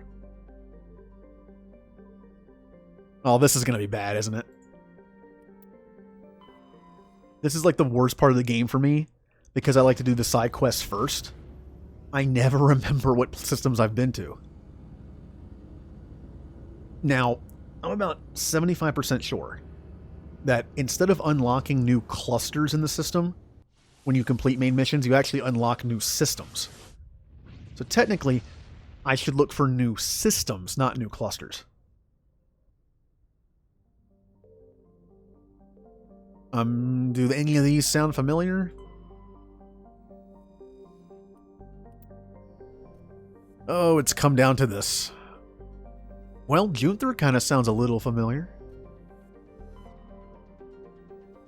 Wait, that sounds familiar. Yep, I've been here.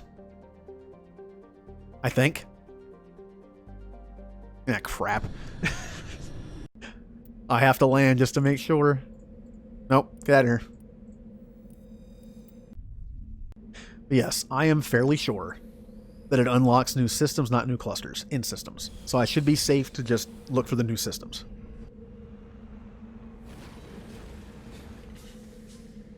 Have I been here, guys? I don't know.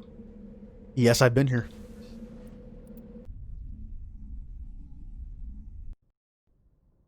Back to the map. Yeah, I'm pretty sure this was the one that had all the Geth, so all 5 systems have been here. Voyager Cluster? Yep, I remember those. Hades Gamma? Oh, do I remember 5 systems in Hades Gamma?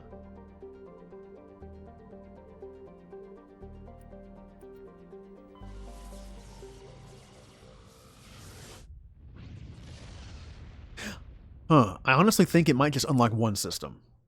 So I should be safe doing that?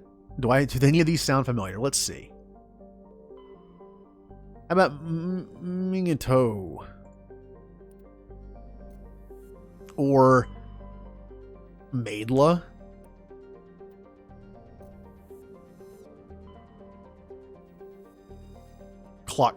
Wow. Oh wait, I haven't been here. Interesting. Samarium. Either I have just missed this or I haven't been here. Oh no. It can unlock clusters and systems. Oh no. Though it is one of the oldest entries in the star charts, Nonwell has not yet been fully mapped. It is the largest body in the asteroid belt of the blue star Plutos. Plutos? Not only large enough to maintain a spherical shape, but also massive enough to retain the noxious carbon and sulfur dioxides venting from its many volcanoes as an atmosphere. Oh, I missed that too, huh? The planet is rapidly volcanic, I guess that's kind of similar, and the source of its great heat is also the source of its inordinate mass. There's a secondary source of element zero, coalesced along a large chunk of Ezo ejected by a supernova billions of years ago. Surface conditions are extremely hazardous in addition to the thin crust and numerous magma flows. Wide stretches of the landscape are coated with slippery ash and cinders ejected from the volcanoes. How about Clockrolus? It's a moderate rock planet roughly the size of Mars. It has a thin atmosphere of carbon dioxide and ethane. Its scorching hot surface is mainly composed of silicate rock with deposits of aluminum and other light metals. It's a sun-baked wasteland of sodium chlorates and radioactives. Wait, chlorates? Its relatively light mass has left it tidally locked to the planet, or to the star Plutus, with a day-side hot pole and a night-side cold pole. The powerful solar wind has stripped most of the atmosphere away. And I got some uranium. Maidla. It's a terrestrial planet with a light atmosphere of carbon dioxide and hydrogen sulfide. The surface is hot and mainly composed of magnesia with deposits of sulfur. Over a dozen volcanoes are currently erupting across the surface. Well, that's fun.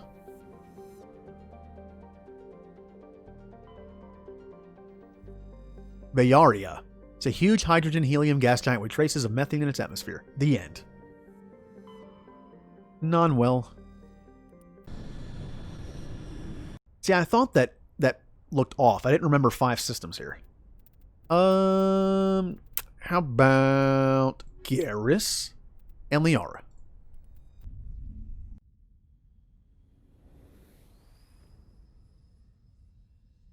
Of course, I could solve this problem by just looking up the wiki and seeing what new planets and systems were unlocked by completing Noveria and Vermeer. Anomaly and Warlord's Outpost. Oh, I know what planet this is. I know what this is. If when you get to all Paragon, you get the mission where you have to save the scientists who are drugged. This is the planet that has the Renegade mission. So I will not be able to open that Warlord's base. That's why this is unlocked. Which means, though, I can still get an anomaly and some debris. But yeah, that's what this is. So again, I'm pretty sure completing Noveria only unlocks one new system. So now I can stop looking for clusters. I don't even know if Vermeer unlocks one or not. We'll find out. This looks kind of awkward. It's just a shack in the middle of nowhere.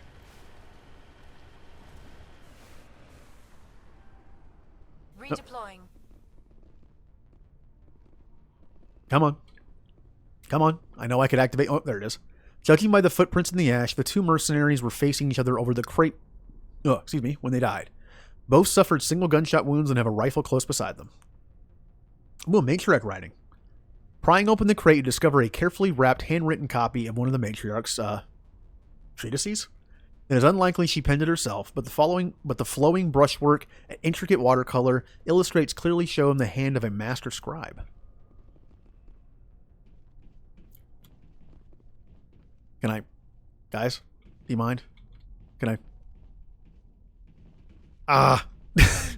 Come on! It's like a puzzle, and I didn't even see what I got. You know what? That's good enough. I don't need the debris. I got plenty of items.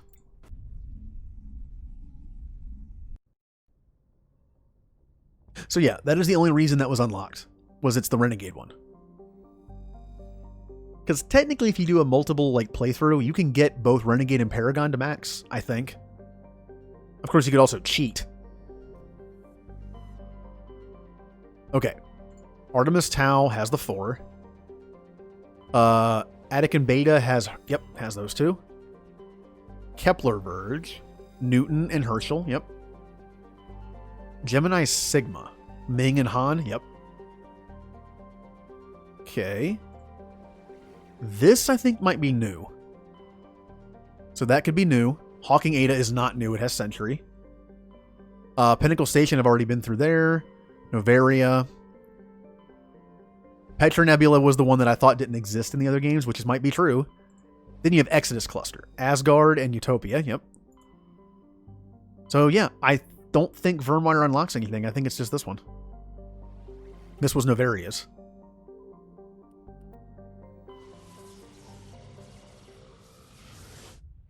Whee! Oh, space travel. It would be amazing to do, but... Farthorl. What a name. A modest terrestrial planet. There's a thin atmosphere composed of carbon dioxide and chlorine. The crust is mainly composed of sulfur with deposits of nickel. The terrain is extremely rough, patchwork of craggy, overlapping craters dating back to the formation of the solar system. The planet is tidally locked to the star Acheron. The day side has never been fully mapped. Probably because it's too hot. Altae. It's an exceptional form of planet called a...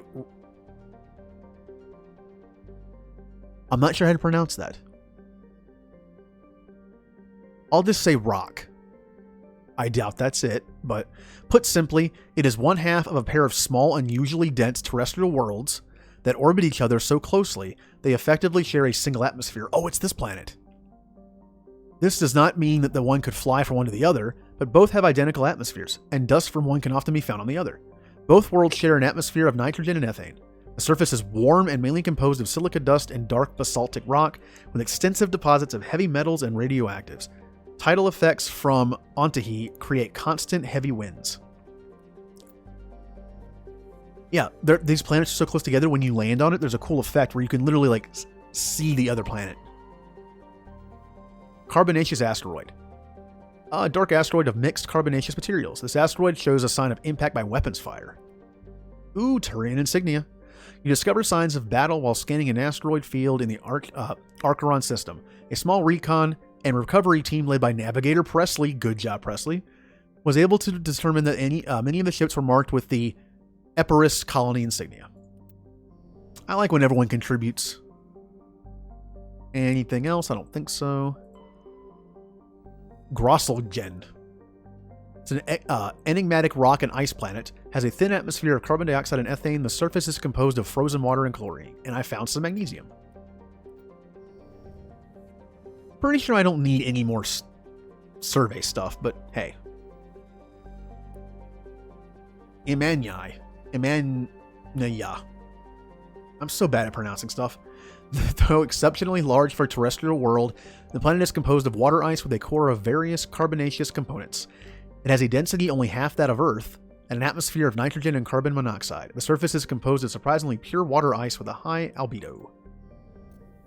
Alright, time to land.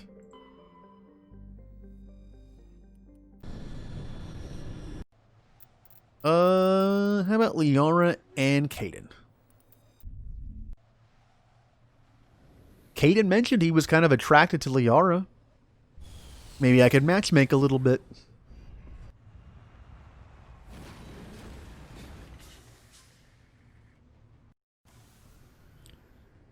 And if we take a look, there's the planet that's really close. And they mentioned the dust storms. Nice little touch. I like when the description of the planet is one thing, and then when you land, wow, there's nothing here. Now, if I remember correctly, the systems that unlock from Noveria and Pharos have multiple chaining missions. Like, it leads you to another planet, which can lead you to another. I know the Pharos one does. And those, I think, actually unlocks new clusters and systems. But the first one is a new system entirely.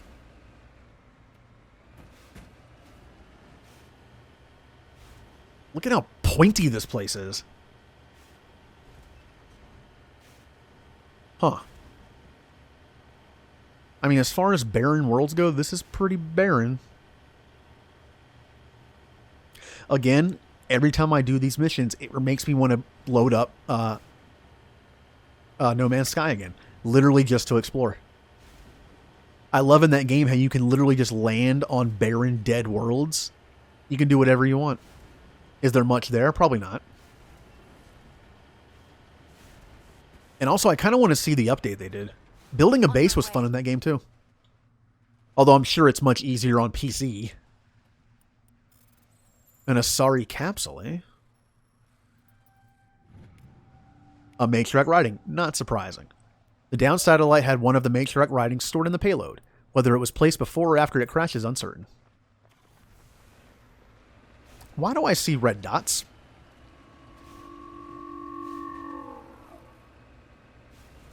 What is going on here?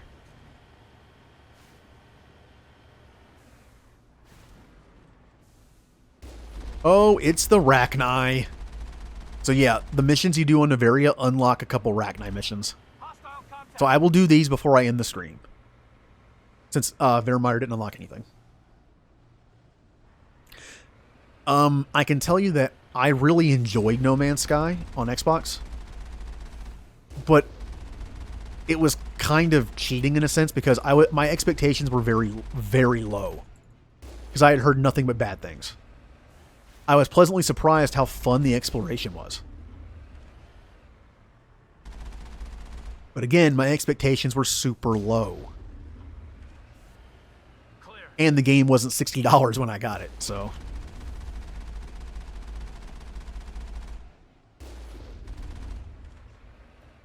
It was fun, though. If you enjoy space exploration, it's fun. It's like space exploration Minecraft. Cover me. It's... If you play Minecraft, you know how addictive it can be to just mine stuff. In No Man's Sky, you can literally go to a new system, land on every planet, walk around, survey the wildlife, and name them, and then get a bunch of materials. It actually is pretty addictive. And something bad happened here.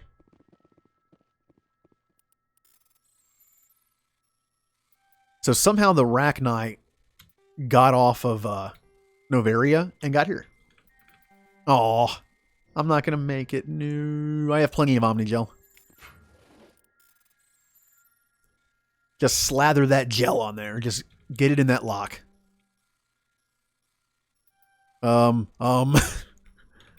Okay, well, same thing. So yeah, if you can get No Man's Sky for cheap and you like space exploration, definitely give it a try. I enjoyed it for what it was. It barely has a story. So if you're looking for a nice story, nope.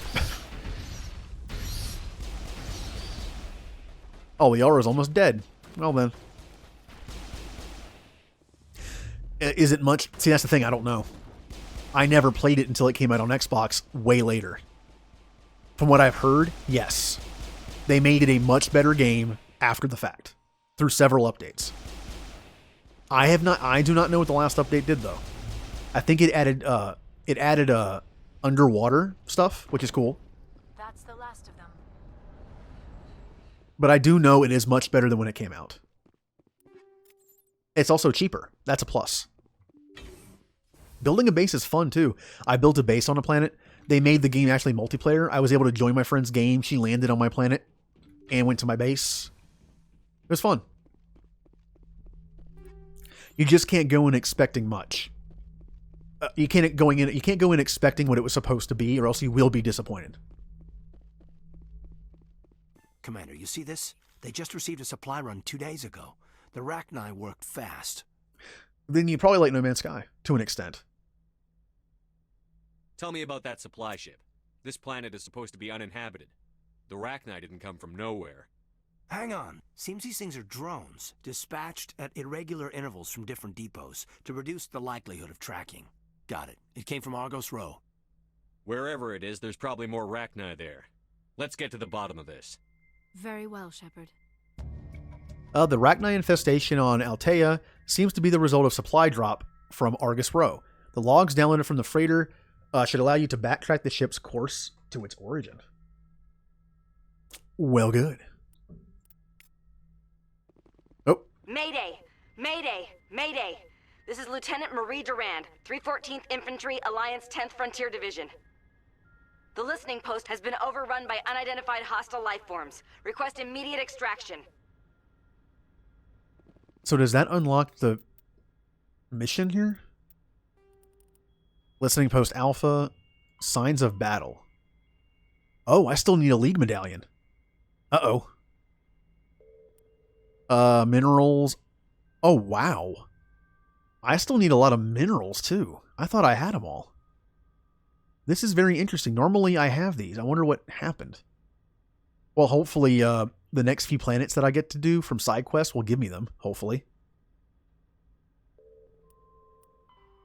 And I still need a Prothean data disk?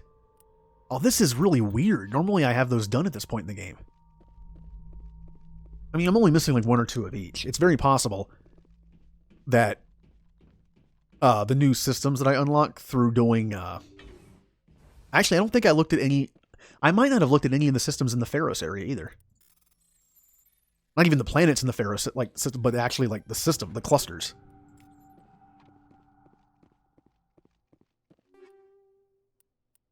Nope, there we go. I was missing the click. What I might do is, off stream, maybe I'll go to some previous planets and like try to find some minerals that I missed that weren't on the way in between things that I go to on the map. We'll see. I mean, I can always do that later. Like wait until I've looked at all the systems.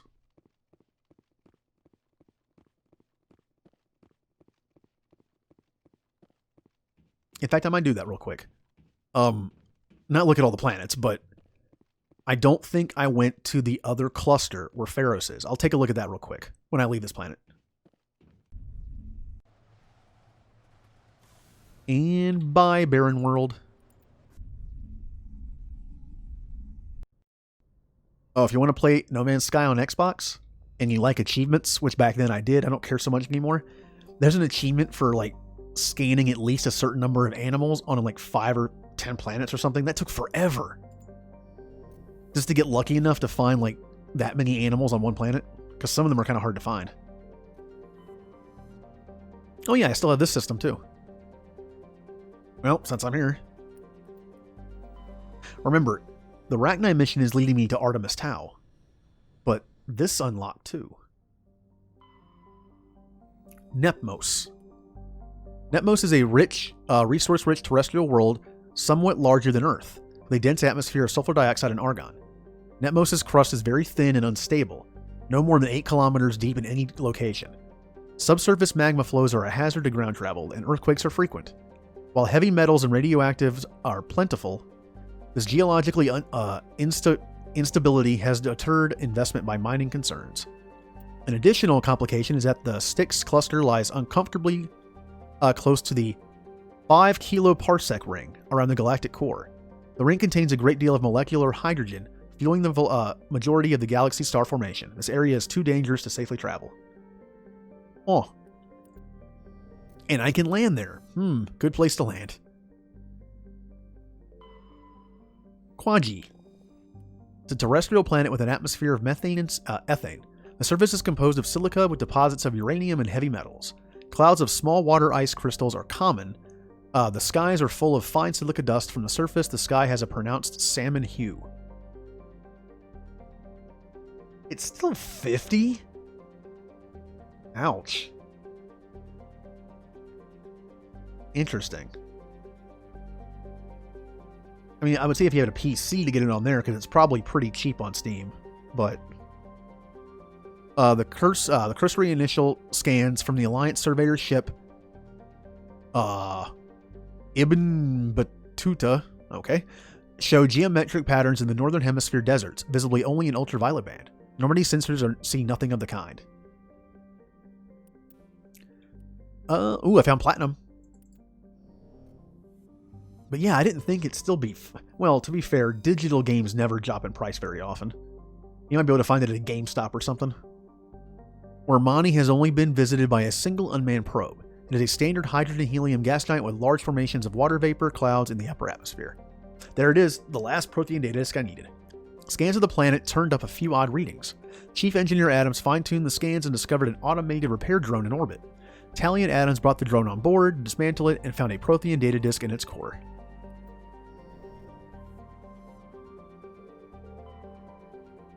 Chaffin. It's an unusually small hydrogen-helium gas giant with traces of sulfur and hydrocarbons in the atmosphere. The Alliance surveyor ship, that again, reported inconclusive evidence of hydrocarbon life in the deeper layers of the atmosphere over 1,000 kilometers below the cloud tops, while pressure compresses the hydrogen into a liquid state. Proof of life in this environment would prove many long-lasting theories.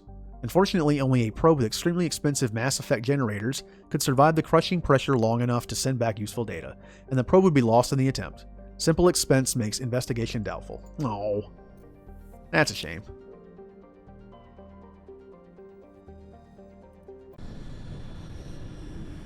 What? Maybe it held its value because they kept updating it even not that long ago. Interesting. I would love to get it on PC.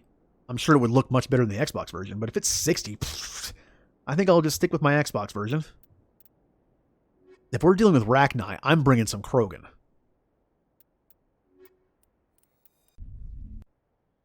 Apparently Rachni are susceptible to biotics.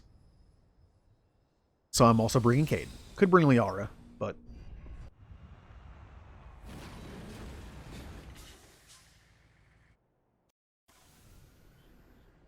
That's surprising considering Steam, unlike the Xbox and PlayStation stores, Steam usually makes their prices pretty good for being digital. If you search on PlayStation or Xbox, you will find games that are like 4 or 5 years old that still might be $60 because sometimes they just don't update.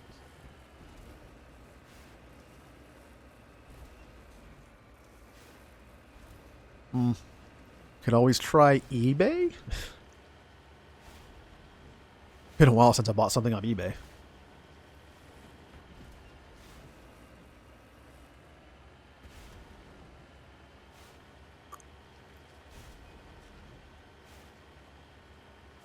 What do we got? What do we got? That is a very small thing to show up on a map. There's a buried safe box. That is so random. Well, that was easy. Medallion. Had a League of One medallion. It's possible he discovered it while they were digging, but there's no way to know for sure. I think that was my last one. I think I needed only one more of those. I need 3 more light metals, 1 heavy, 4 earth metals. Oh, I've completely... Uh-oh. I might have broken Conrad. I didn't talk to him after I did 2 missions. I might have screwed that up. Ooh. I might be able to salvage it. Maybe. Because when I think you have to talk to him 3 times. When I get stuck on the Citadel, I might be able to salvage the situation. I definitely have to go there before I go to Pharos. But I completely forgot to talk to him after Novaria and Vermeer. Crap. But I think I can salvage it. Maybe. No, I can't. Never mind. Welp. I think I just screwed that up. I don't think I can... well, that's a shame. Well, no. Like I said, you have to talk to him 3 times. I can talk to him now, and I can talk to him after Ferris when I'm stuck on the ship on the Citadel. That should work. I should be able to salvage it.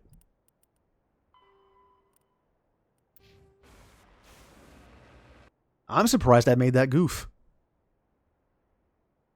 Anomaly, listening post. Let's get that anomaly over there. So, for the rest of the stream, I'm going to finish this planet. I'm going to finish the Rachni mission that popped up. And then I'm going to go to, before I forget, I'm going to go to the Citadel and talk to Conrad. And then I'll be done. It's been a long stream. 5 hours is long for me. Ugh. My longest stream I've done so far, I've only been streaming like 2.5 months. My longest stream was a little over 8 hours. Outer Worlds.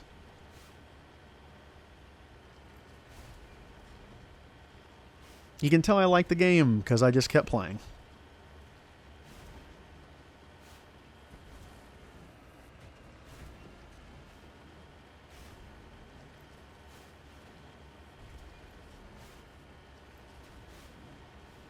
I also recently watched someone play Skyrim. So I've been in that mindset where I kind of want to play Skyrim a little bit. You know, scratch that Skyrim itch. Then every time I play this, I want to play No Man's Sky or Dragon Age or something like. Ooh, I see a mineral.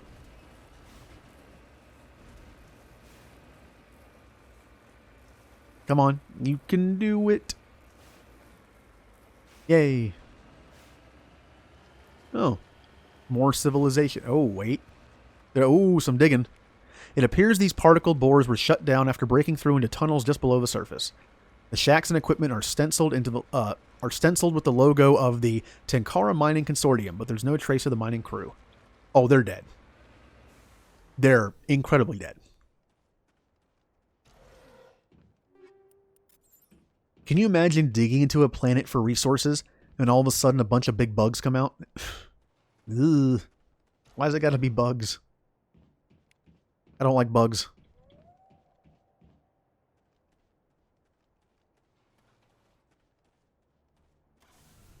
Map. Alright, let's go to that listening post. Oh, yep, no. First I need to get this.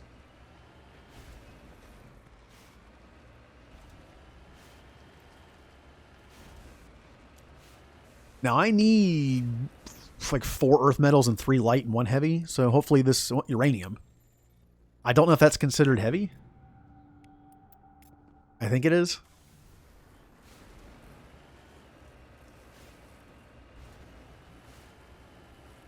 Oh, I recently purchased a game on Steam. I regret buying it, but that sounds like I didn't enjoy it. I did. But it doesn't have a lot of replay value to me personally. Maybe I'll go back to it later. It's called Frostpunk. It's like a survival Civ society manager builder kind of thing. It's interesting. I like it. But I binged it like an entire day. And I feel like I kind of got everything out of it I wanted to. I mean, it was $30. Ooh, more minerals. It did say this world was rich in minerals.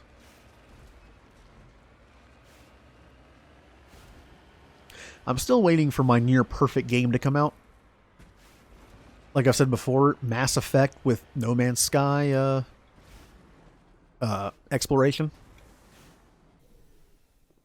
Basically take No Man's Sky and put a good story and characters into it. Ooh, palladium.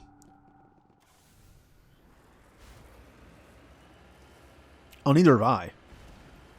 Well, look. One can never truly finish Skyrim. But I remember going back to when Oblivion came out. I remember the day I went to Circuit City, when that was still a thing.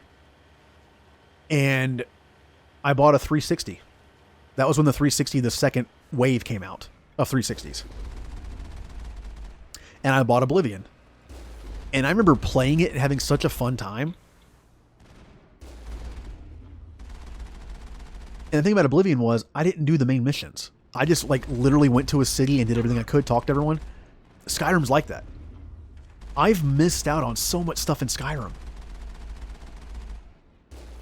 It's been out for so long. I'm But I bet you if I played it, I could find a couple hundred hours in content I've never done before. I never did the DLC either. Dawn Guard. I never did, oh, what else is there? I never did the building your house thing, which actually kind of sounds fun to me. Alright, calm down. Securing point. The generator has been ripped apart by Arachnite claws, leaving the defensive turrets inoperable. It would be possible to power the turrets off the Mako's engine, but it'd be impossible to drive the Mako or fire it. We'll go right ahead. Yeah, but to be fair, I never finished it. I think I got to like the second to last main mission and never finished it. I finished Oblivion after years and years of not doing it. First Lieutenant Durand, sir. 3rd Brigade, 14th Infantry Regiment, and I am damn glad to see you. Yeah, Dawn Guard, see that's the thing. I want to play Skyrim again, but I want to streamline it. I could always run around and do side quests, but I want to do the guild stuff. I only did the guild stuff once for each. You know, Thief's Guild, Fighter's Guild, which is whatever they're called, the companions, and then Dark Brotherhood and Thieves Guild. Well, I already said these. The Magic Guild. From what I remember, the Magic Guild in Skyrim is kind of meh, but the others are fun. And then I want to do the Dawn Guard DLC and Dragonborn and build my own house. I want to do that stuff. Thing is, I haven't had a good PC in a while until I built this one. Honestly, let's think about this. I should play Skyrim on PC, right? Why on earth would I choose Skyrim on console over PC? So, because of mods, I guess. Maybe I should play it on PC. We're here to help. We heard you needed some backup. Actually, we need to get the hell out of here. But I guess your ship couldn't carry us all. They dropped us here a few months back. We get supplies every couple weeks. We didn't see anything local that was more dangerous than lichen. Yesterday, these animals started coming out of the ground. No idea where they're from. This is what's left out of 90 men. I'm the ranking officer. We do have a ship in orbit. We could bombard them. Wouldn't do much good. They're moving around deep underground. The only time they come near the surface, and they're right on our position. You bombarded them. You take us out too. Oh, my game just crashed. The game just died.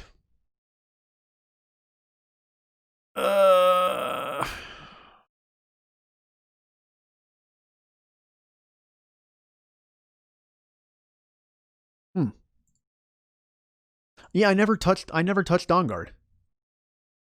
The game doesn't seem to want to start up. There it goes. But yeah, like Skyrim is really fun just going around doing whatever you want. But I never actually did a lot of like the controlled stuff, like the story or the guilds. I kind of want to do that.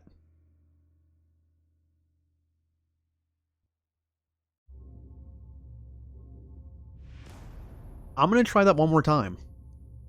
But I remember this planet having an issue on the console version too. I'm going to try it again. If it crashes, well, this might be one side quest I can't complete.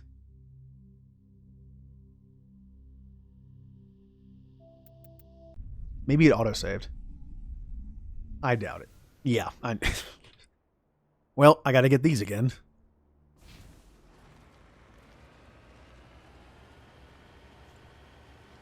I will remember to save it before I talk to her just in case it crashes.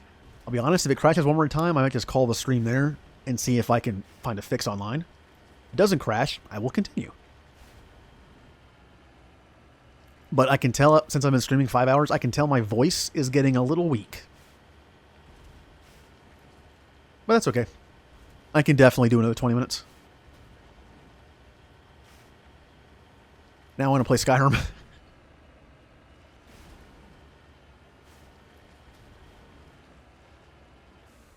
Thing is, normally I would just say screw the anomalies, but I need them. I need the minerals. And I need this to complete that.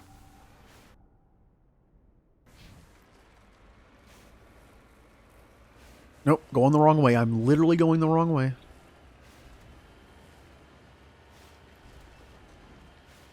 And since I want to play Skyrim, just for the story, what I'll do is, I mean, let's be honest, it's hard to make a bad character in Skyrim. But I'm the kind of person that will like try to min-max stuff sometimes, and I'll spend like 2 hours trying to make my character. I need to say screw it, make it whatever race I want, make it whatever I want, and give myself whatever abilities I want, and put the game on the easiest difficulty. That way I can just enjoy the scenery and the story and not have to deal with dying if I made a character that's not great at combat. Yeah, I heard she was one of the best companions. Thing is, I want to be able to make a character that can at least do a little bit of everything, which is why I want to do all the guilds. So I might look for like a nice balanced build to do whatever I need. I do like the game though, because even if you suck at stealth, you can still do the Thieves Guild. It's a little harder, yes, but you can still do them. Like the Magic Guild. You can be an awful mage and still do the Mage Guild. Nope. Nope. Come on. Come on, you can do it. And it sounds weird, but I'm looking forward to building my own house. I know it's probably tedious, like you said, but I'm looking forward to building my own house.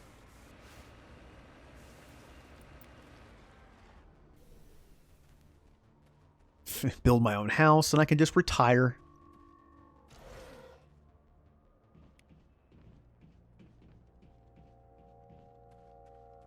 So, it sounds like, people in chat have played Skyrim quite a bit. If I were to make a nice balanced build, would that even, I don't know. You can't really do a balanced build in Skyrim because then you have like 2 points in everything. From what I understand, it would be best to focus maybe on 1 or 2 magic trees and then do the balance build. Like, obviously, you can't do every magic tree and decent combat and all that stuff. You can't.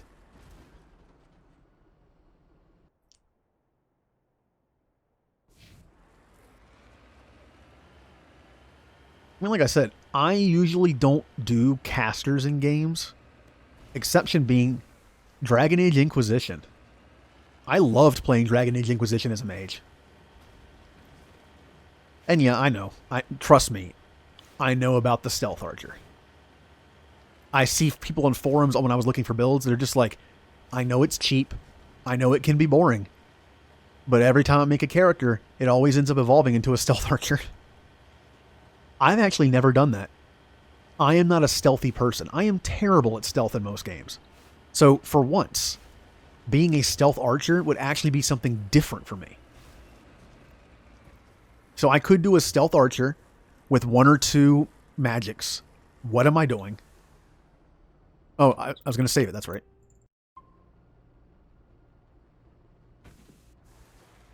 Yeah, I heard Illusion was good for that. What am I doing? I think I'm stuck.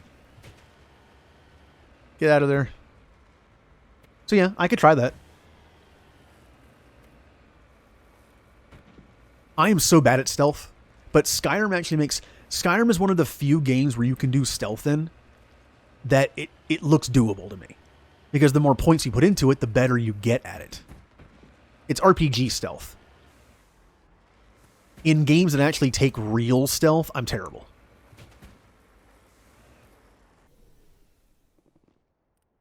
Thing is, and this is the reason why I have a hard time building a character in Skyrim, I also like crafting. I try to put points in all 3 craft systems, and guess what? When you put points in all 3 crafting systems, that doesn't leave you with much room to make another balanced character. So I could do all 3 crafting trees, and then stealth, archery, and then like 1 or 2 magic trees, and that could do it. It's doable. Thing is, the crafting trees are really helpful when you're not playing on easy.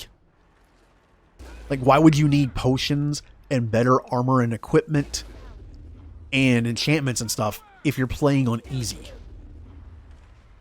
You don't really need them.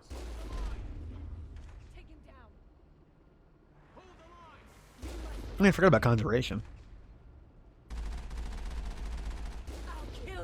I feel like I wouldn't do destruction magic unless I made an offensive mage. I prefer the support magics with that kind of character.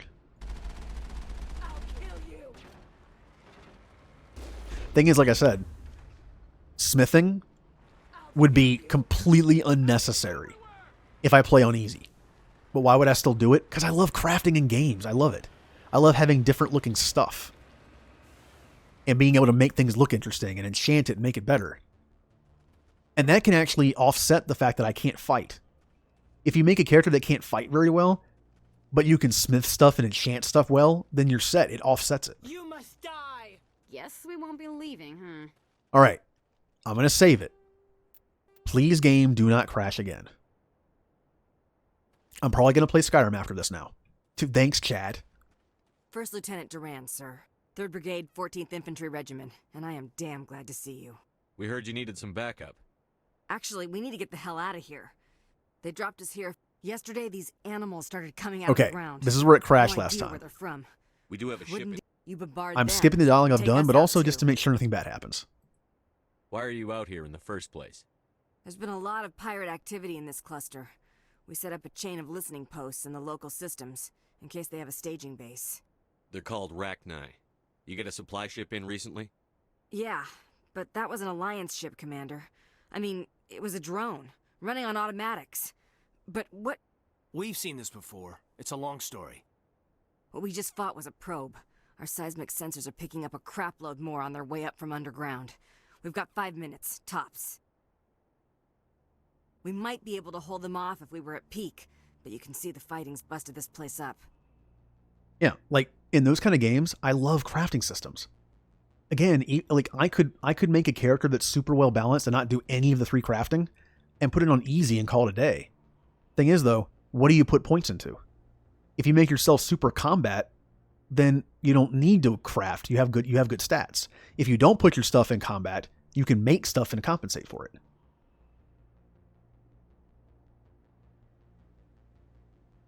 Yeah, well, alchemy is the one that I probably wouldn't do, maybe. I would definitely doing smithing. I love crafting in games. I find it fun. I'm the kind of person that's looking forward to building a house in Skyrim. And honestly, that fits with my character builds. In games where you can craft, I tend to make a craft-only character and put some points in combat, and I make up for it by having better stuff. Oh, well, that's another reason to do smithing then. But yeah, like in games that have like Outer Worlds, I made an all-talk like engineer build, and my fighting wasn't very good, but because I could do other stuff, it made up for it. I've played games like that a lot. I'll have a character that, you know, that's like not very strong, but being able to craft stuff with enchantments and use potions, it offsets it. On the flip side of that, you can make a character with all the combat stuff and not have to worry about crafting at all. It's the same thing. I just get the added benefit of having fun with crafting.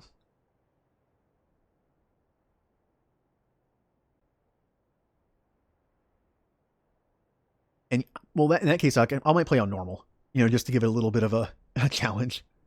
Do what you can to secure your position. We'll see if we can get some of your defenses operational. Aye, aye, Commander. You heard the man. Everybody pool magazines Here we and go. grenades. Take a leak and a drink while you can. And if anyone wants a smoke, it's as good a time as any. Well, and the illusion magic. If I make a stealth archer, not only will I be able to fight, which means I can do the companion guild stuff, but I will also be able to do the thieves guild and brotherhood very easily. And I'll have illusion magic to make it even easier. So I can read that. Mine iron ore. Yep, I remember that. Transmute the ore into silver. Smelt it. Make jewelry. Yep.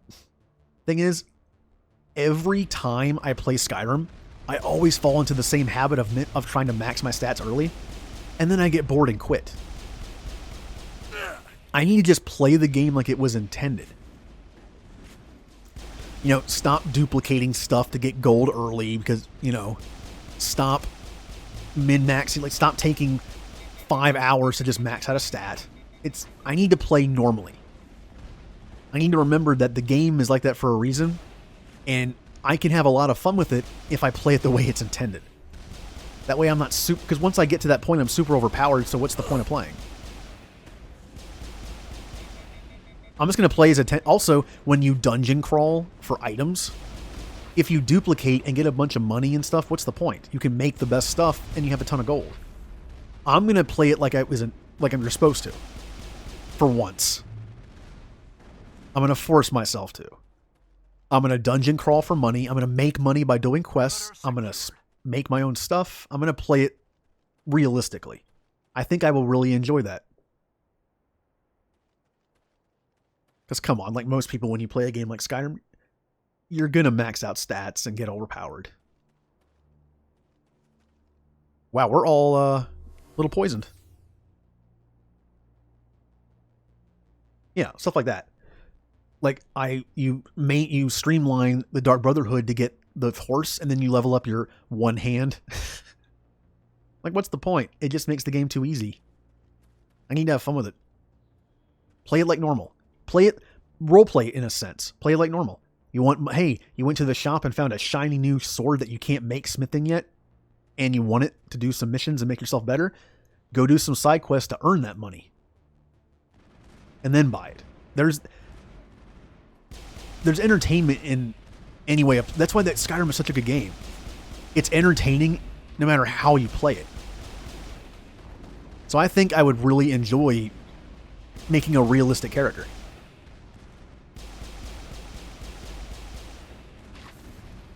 Like making a dungeon crawler, but also a crafter. That's how you make your money. You do missions, but you also craft stuff and sell it. That's the thing. You're like Indiana Jones. But you also craft your own stuff and sell it. And that's how you make your money.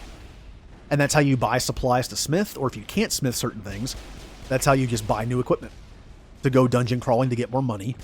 I think that'd be fun.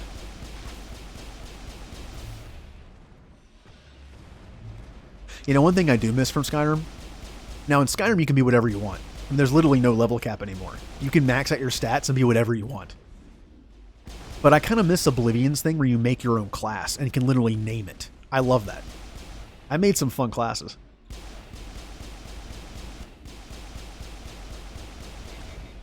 I made a shield mage.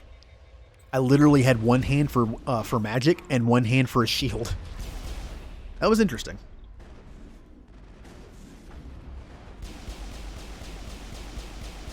You know, I never mess with the soul binding stuff that much. I need to. And once again, of course, I would cheat. I'd give myself an unlimited supply of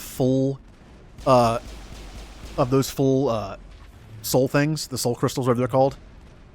I would duplicate them. I'd get one and then duplicate it, and then sell them and use them. It's cheap. What's the point? Then you go into a fight and kill everything in one hit. If you want to do that, just put the game on easy. The grind is part of the... It's like Minecraft.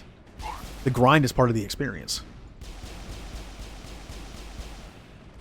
Oh, that really hurt.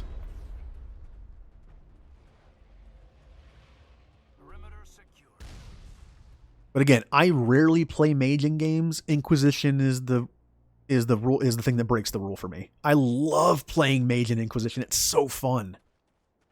And the cool thing is in Inquisition, you can play as any character you want. So even if you don't play mage, you can just switch to one of your 3 mages in the party and have fun. Holy hell, sir. Talk about a near-run thing. You alright? Never mind me. Are you alright? Still on my feet. But we've been fighting for almost 26 hours straight. Damn. None of us will be standing for long. Ma'am, we're getting a signal from one of the ground scan UAVs. A big hollow space about 500 meters under the surface. Right. That must be it. That must be where they're coming from. My people aren't in any condition for a clearing operation, though. Just point us in the right direction. You don't have to do that, Commander. We've bled them. We can probably hold until a bigger ship arrives to get us off-world. If you want to take a throw at it, we'll give you the coordinates. But it's your call. Oh, I'm up Saved for our it. asses, Commander. Thanks. You know, the Rachni is really dangerous for me to fight because I'm an engineer. I can't really do anything to them. So Rachni are kind of like my weakness.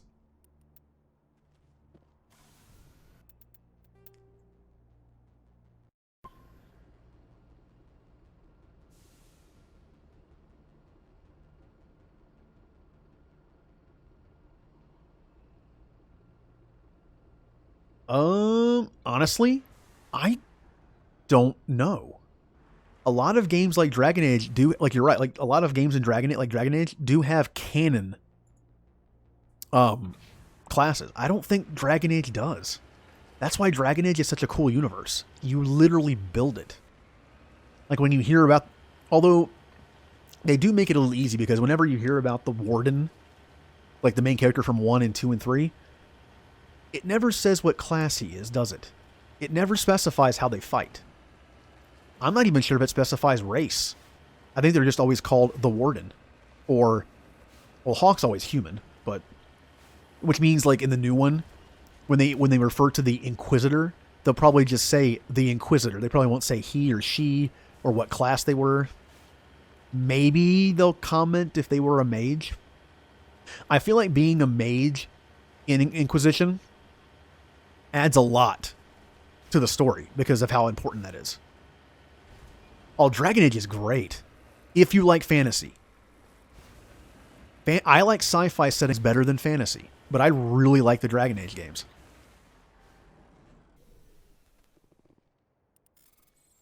And I will be streaming them once I'm done with the Mass Effect series for the first time through. Don't worry, Mass Effect will come back soon because I really want to do my Renegade playthrough too.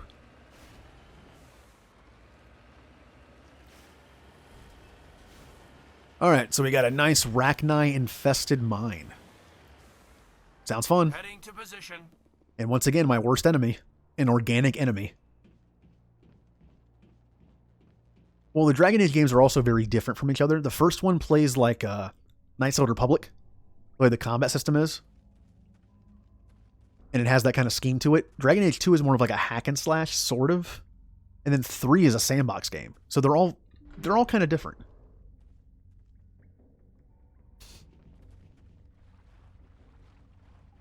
Again, like I like sci-fi the best, but I also like a good fantasy world. I mean, like Final Fantasy games. They're mostly fantasy world. Skyrim. I'm not the biggest fan of Elder Scrolls games, but I still think they're very enjoyable. If there was a sci-fi Skyrim, I would play that a lot. I guess that was supposed to be what No Man's Sky was, sort of. Unfortunately, okay, I'm almost dead already. They go through shields, and that's all I have as an engineer. I was going to say, unfortunately, it's going to be a while before I get to Dragon Age, because I have to get through the entire Mass Effect series.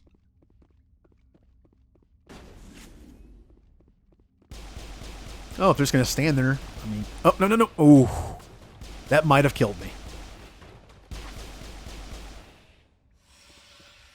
Hello, you.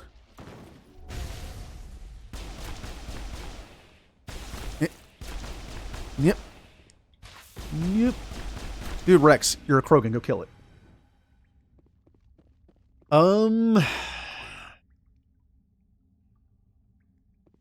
Yeah, that is true. It's not like playing through the Mass Effect series is going to be a chore. I'm really going to enjoy it. It's just, at the same time, I also want to play Dragon Age. Okay, Caden's dead. I'm looking forward to Cyberpunk. Not as much as everyone is, probably. I'll play it. Will I play it on stream? Eventually. I'm not going to play it blind new. I'll have fun with it. But honestly, I'm looking more... that month, supposedly. That month, another game is coming out I really want to play. And I will stream, probably. The Final Fantasy VII Remake.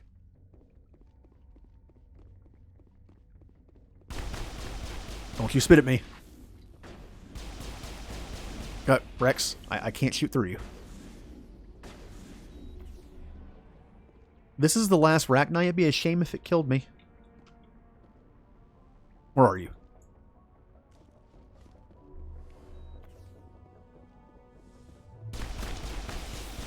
Oh, don't kill me.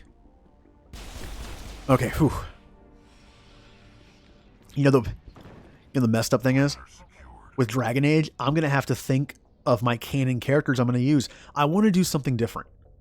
I always play through as the same characters. I'm going to do something different for my stream.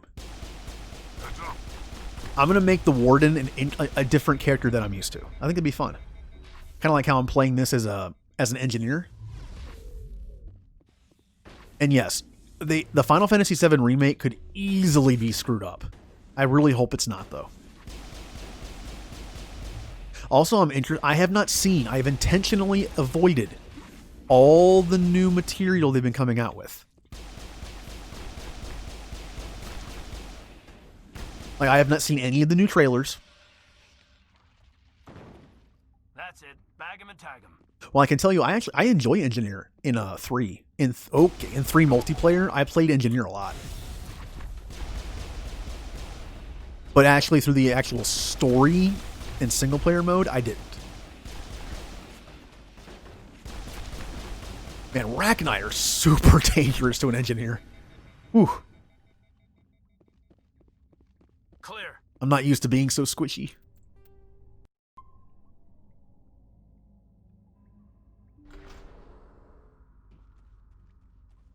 I might play some Skyrim after this. Why not?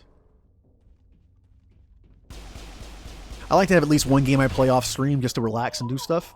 Caden, I swear. Maybe Skyrim will be that for a bit. It was Pokemon, but I got a little burnt out on Pokemon. I'm gonna die. I'm stuck. I forgot this thing has biotics. Huh. Everyone's dead.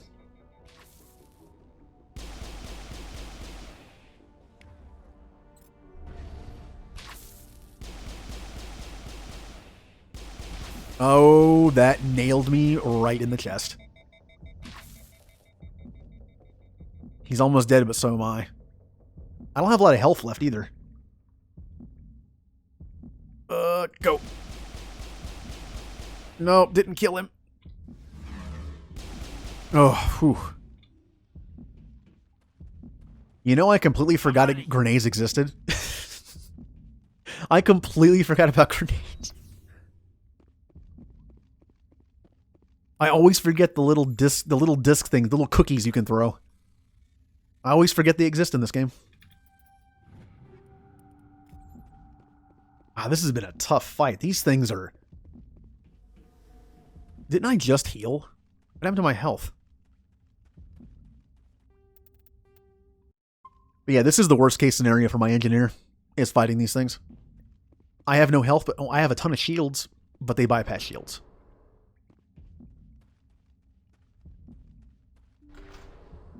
One more room.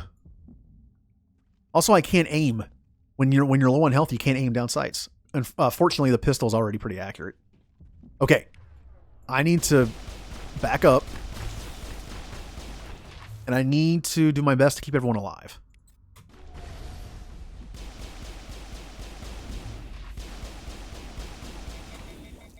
Whew. Well, that's not going to do any good. Never mind. I'll do this for a little extra damage. How about you carnage it, and you do that for a little extra damage. Shutting them down. He is chasing me hard. There's one down. Rex is dead. Rex is gone. Whew. Yeah, the one on Luna. There's that one part where they sometimes, if you can back up, and then sometimes they just like send like 10 turrets through the door at you. Records of the Rachni War suggest brood warriors, the male gendered Rachni, only fight when a hive is severely pressed. It's safe to say that you eliminated the Rachni on the planet. Yay. I'm going to loot and get out of here. Perimeter secured. And then I'm going to do that one mission that leads to that ship that's been flying around. And then I'll go back to the Citadel and talk to Conrad. And I really, really hope I didn't screw that up. I think I can still salvage it. That's it. Bag 'em and tag 'em. I have 9. Wow, I have 9 grenades. Where am I going? What am I doing? I have 9 grenades. I think I've bought like every grenade thing that I found, so I guess I have them all. Unless you can get more than 9. But come on, what RPG is going to give me more than 9 of something? Well, The numbers aren't always 9 and 99. Final Fantasy, the original Final Fantasy 1, the max level was 50. Or Final Fantasy 8, the max level was 100, not 99.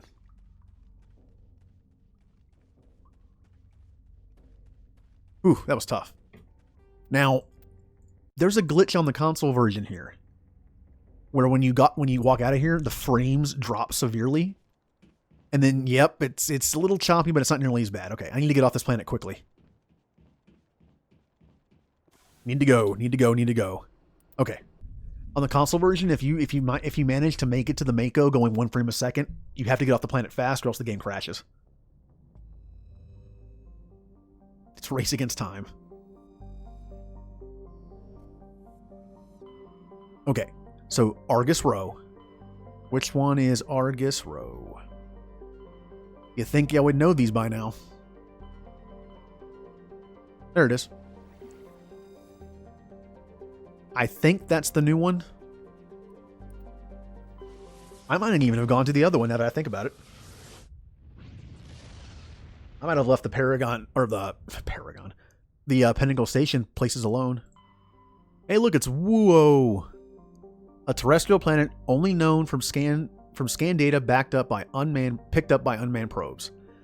Though over 76 AU from the blue giant Gorgon, temperatures in Wuo's orbit are still dangerously high. Only ships with very powerful heat radiating systems can venture that deep into the system.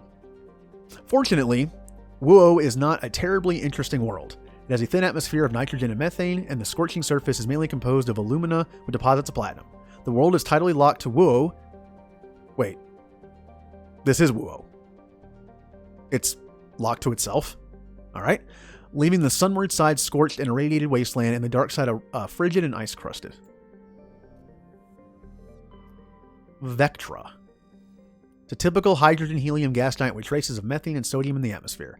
The heat of the star Gorgon is slowly blasting away the gas giant's massive atmosphere, which is visible as a long, dim trail that trails behind the planet. Oh, there's the facility. Cameron.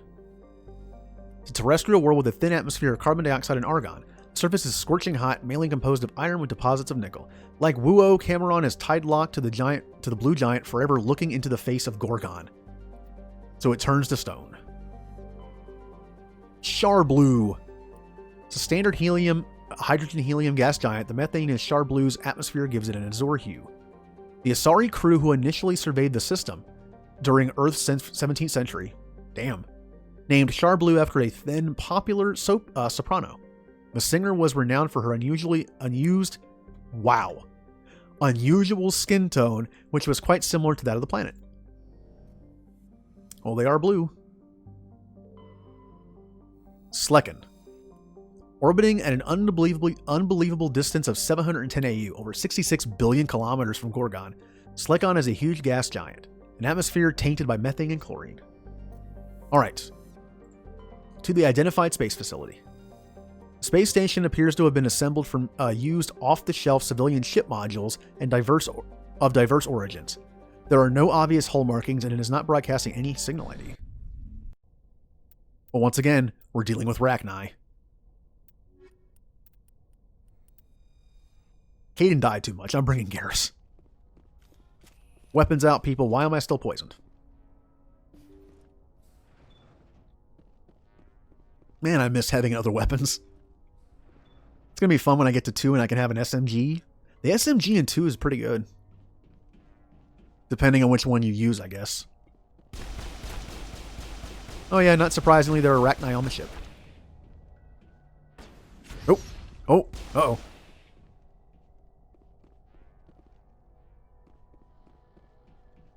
You got the little exploding bugs. Yep, there's one.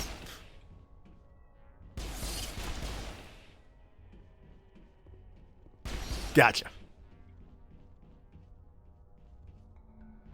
Perimeter secured. Yeah, the one that I hate, what is it called? The Shuriken. That's that 3-burst one. Weakest thing ever. Especially if I'm playing on the harder difficulties. The Tempest is good if you put the right stuff on it.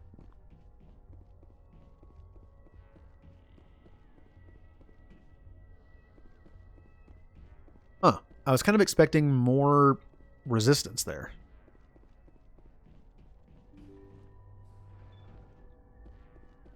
Ooh, I need that. For once, I actually need that.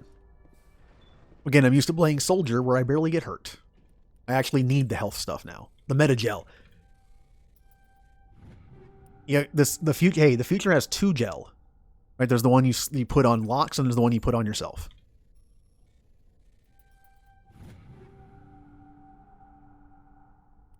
Yeah, unfortunately when you're playing a class that can only have like an SMG and a pistol like I'm going to be, it's bad. You have a pistol and you have the shuriken. And unfortunately the shuriken is the only SMG you get for a while.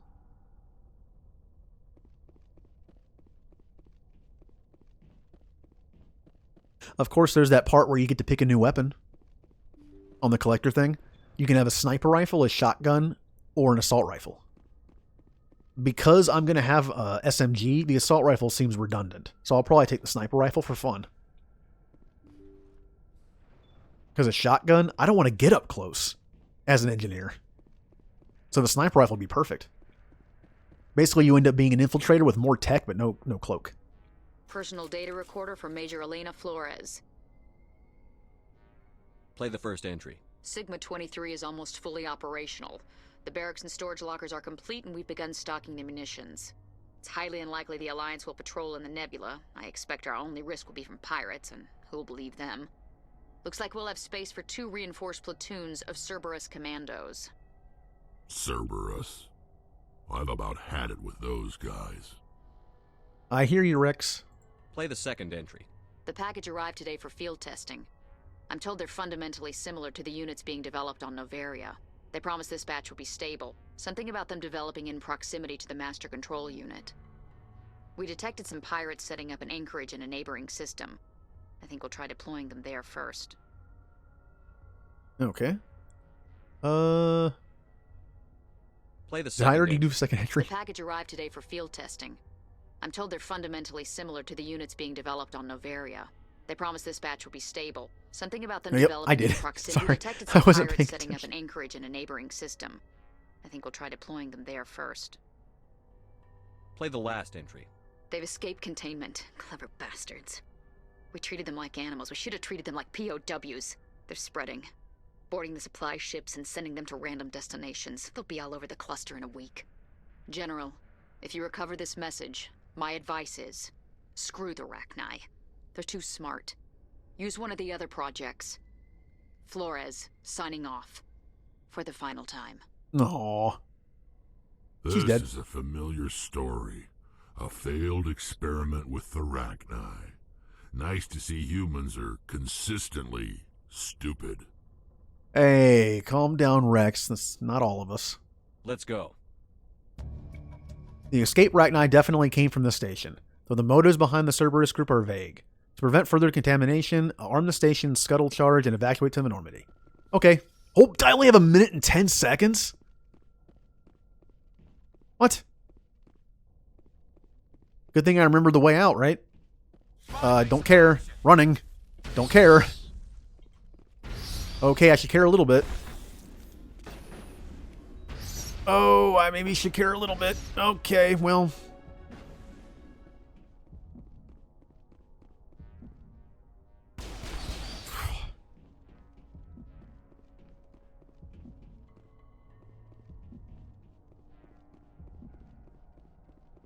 Oh, look at that. That wasn't so bad. I'm almost dead. Bye. Ugh. The Citadel DLC is going to be fun. I love that DLC. Now, I think I just finished all of the... Oh, wow. I only need 2 more light. 3 of the... Wow. I might actually not get these. Okay. Back to the Citadel. Where the last thing I do will be to talk to Conrad Werner, and I hopefully didn't screw up the fan thing. I think once you do Pharos, you're stuck on the Citadel. But I think I can talk to him one more time after that. I think it'll let me. And you know what? I don't mind fan service if it's done right. The missions in the Citadel DLC are fun. They're over-the-top sci-fi, and I love that. and all the interactions with the characters, all like the little Easter eggs and the wall breaking stuff, the fourth wall stuff. It's good. Like again, like the I should go. It's funny. It works.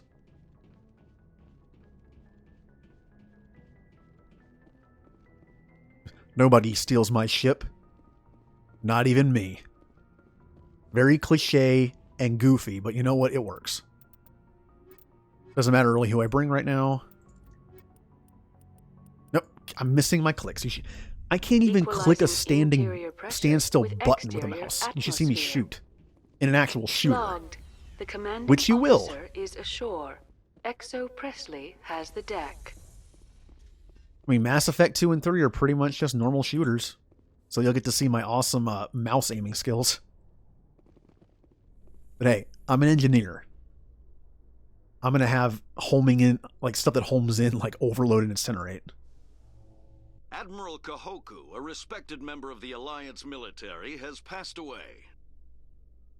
The veteran soldier who won the love of his troops during conflict with the Batarians died of natural causes.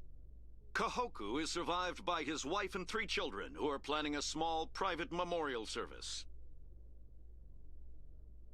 Poor Kahoku. I couldn't save him from Cerberus. So as far as you know, in this game, Cerberus is like a group of the Alliance that went rogue and are experimenting. I don't know if they always meant Cerberus to be what it is in 2, or if they kind of retcon that a bit. Like we need a group of humans that do messed up stuff.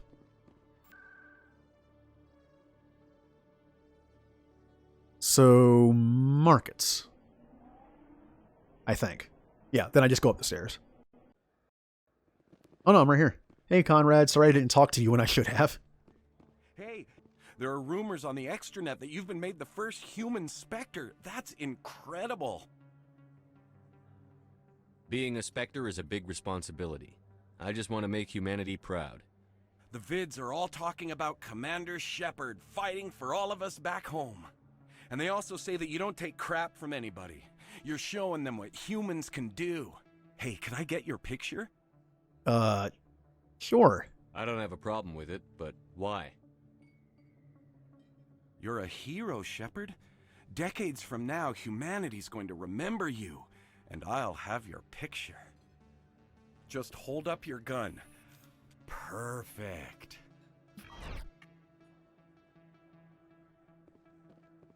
Thanks again, Commander. I'm gonna hang this in my living room. My wife will love it.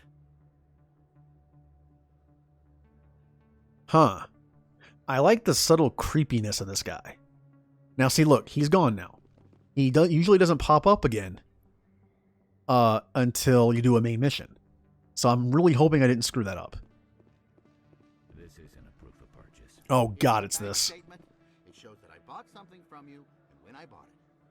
Well, thank you for buying from me, but this still doesn't prove that you purchased that item from my store. But I didn't buy anything else here. How do I know that? If you don't have the proof of purchase, I can't help you. But... Sorry. I like how this guy is in Mass Effect 3. Oh, there is another mission I can do on the Citadel. But you know what? I'll do that next time. I'll remember to do it, hopefully. It's the one with Dr. You know what? I'm going to pick up the mission just so I remember to do it, so it's in my journal. And by the way, that's a glitch. If you do the Paragon option, it likes to glitch and say that you did the Renegade in 2, where he's like, oh yeah, you put a gun in my face. But I like how they fix it by in 3, when he's like, I'm sorry that I thought that you put a gun in my face when you didn't. I was kind of crazy. What? Oh, I looked at my chat. That's the exact same sentence. Oh, that one has an exclamation point.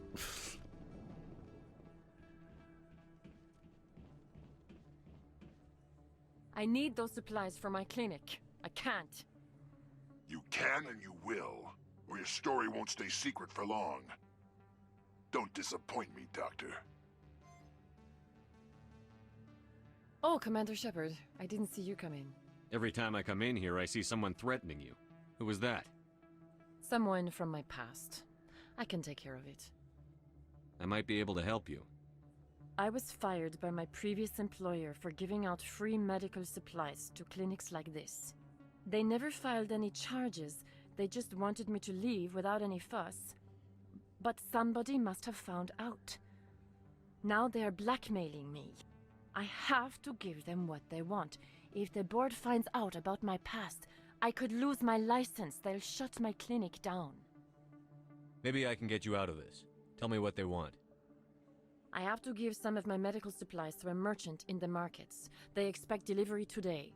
I don't think I ever found him in 2. Maybe I did and just forgot. The different voice thing makes sense, though. They probably didn't even think to bring him back, and someone was probably like, let's just put him in there. Give me your contact's name. I'll deal with this guy, whoever he is. Deal with him? But won't they expose my past? I'll make sure they don't tell anyone. I was told to speak with a merchant named Morlan down in the markets. I really appreciate this, Commander. Thank you. Let me take a look at what you have for sale. Of course. Nah, nothing. Well, wait a minute. Can I increase it past 9? I can't tell because I don't have maxed out yet. Well, I don't have maxed out right now. I can! You can go past 9. I didn't know that. Huh. Alright then. I'm going to save it. And I'm going to call the stream here. And wow, I've been streaming for almost 6 hours. That is almost double my normal stream time. So I think I made up for the fact that I won't be streaming this on Wednesday next week. I'll also do another long stream on Saturday as well to kind of make up for that time missed.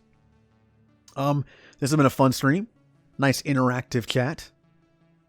Let's see. I got Coffee Bean. If you're still here, thanks for the follow.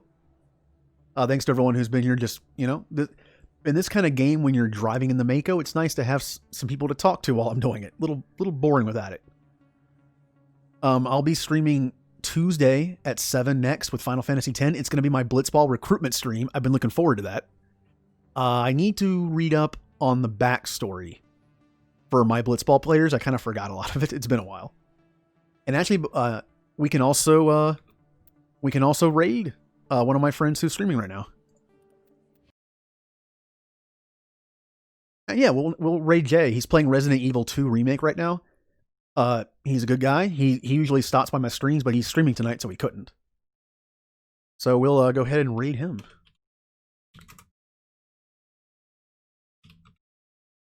I think I spelled that right. Why am I so bad at spelling? Yes. Okay.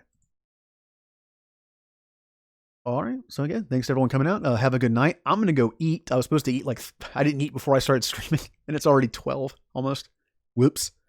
All right. So I'll see everyone hopefully Tuesday night at 7. Bye.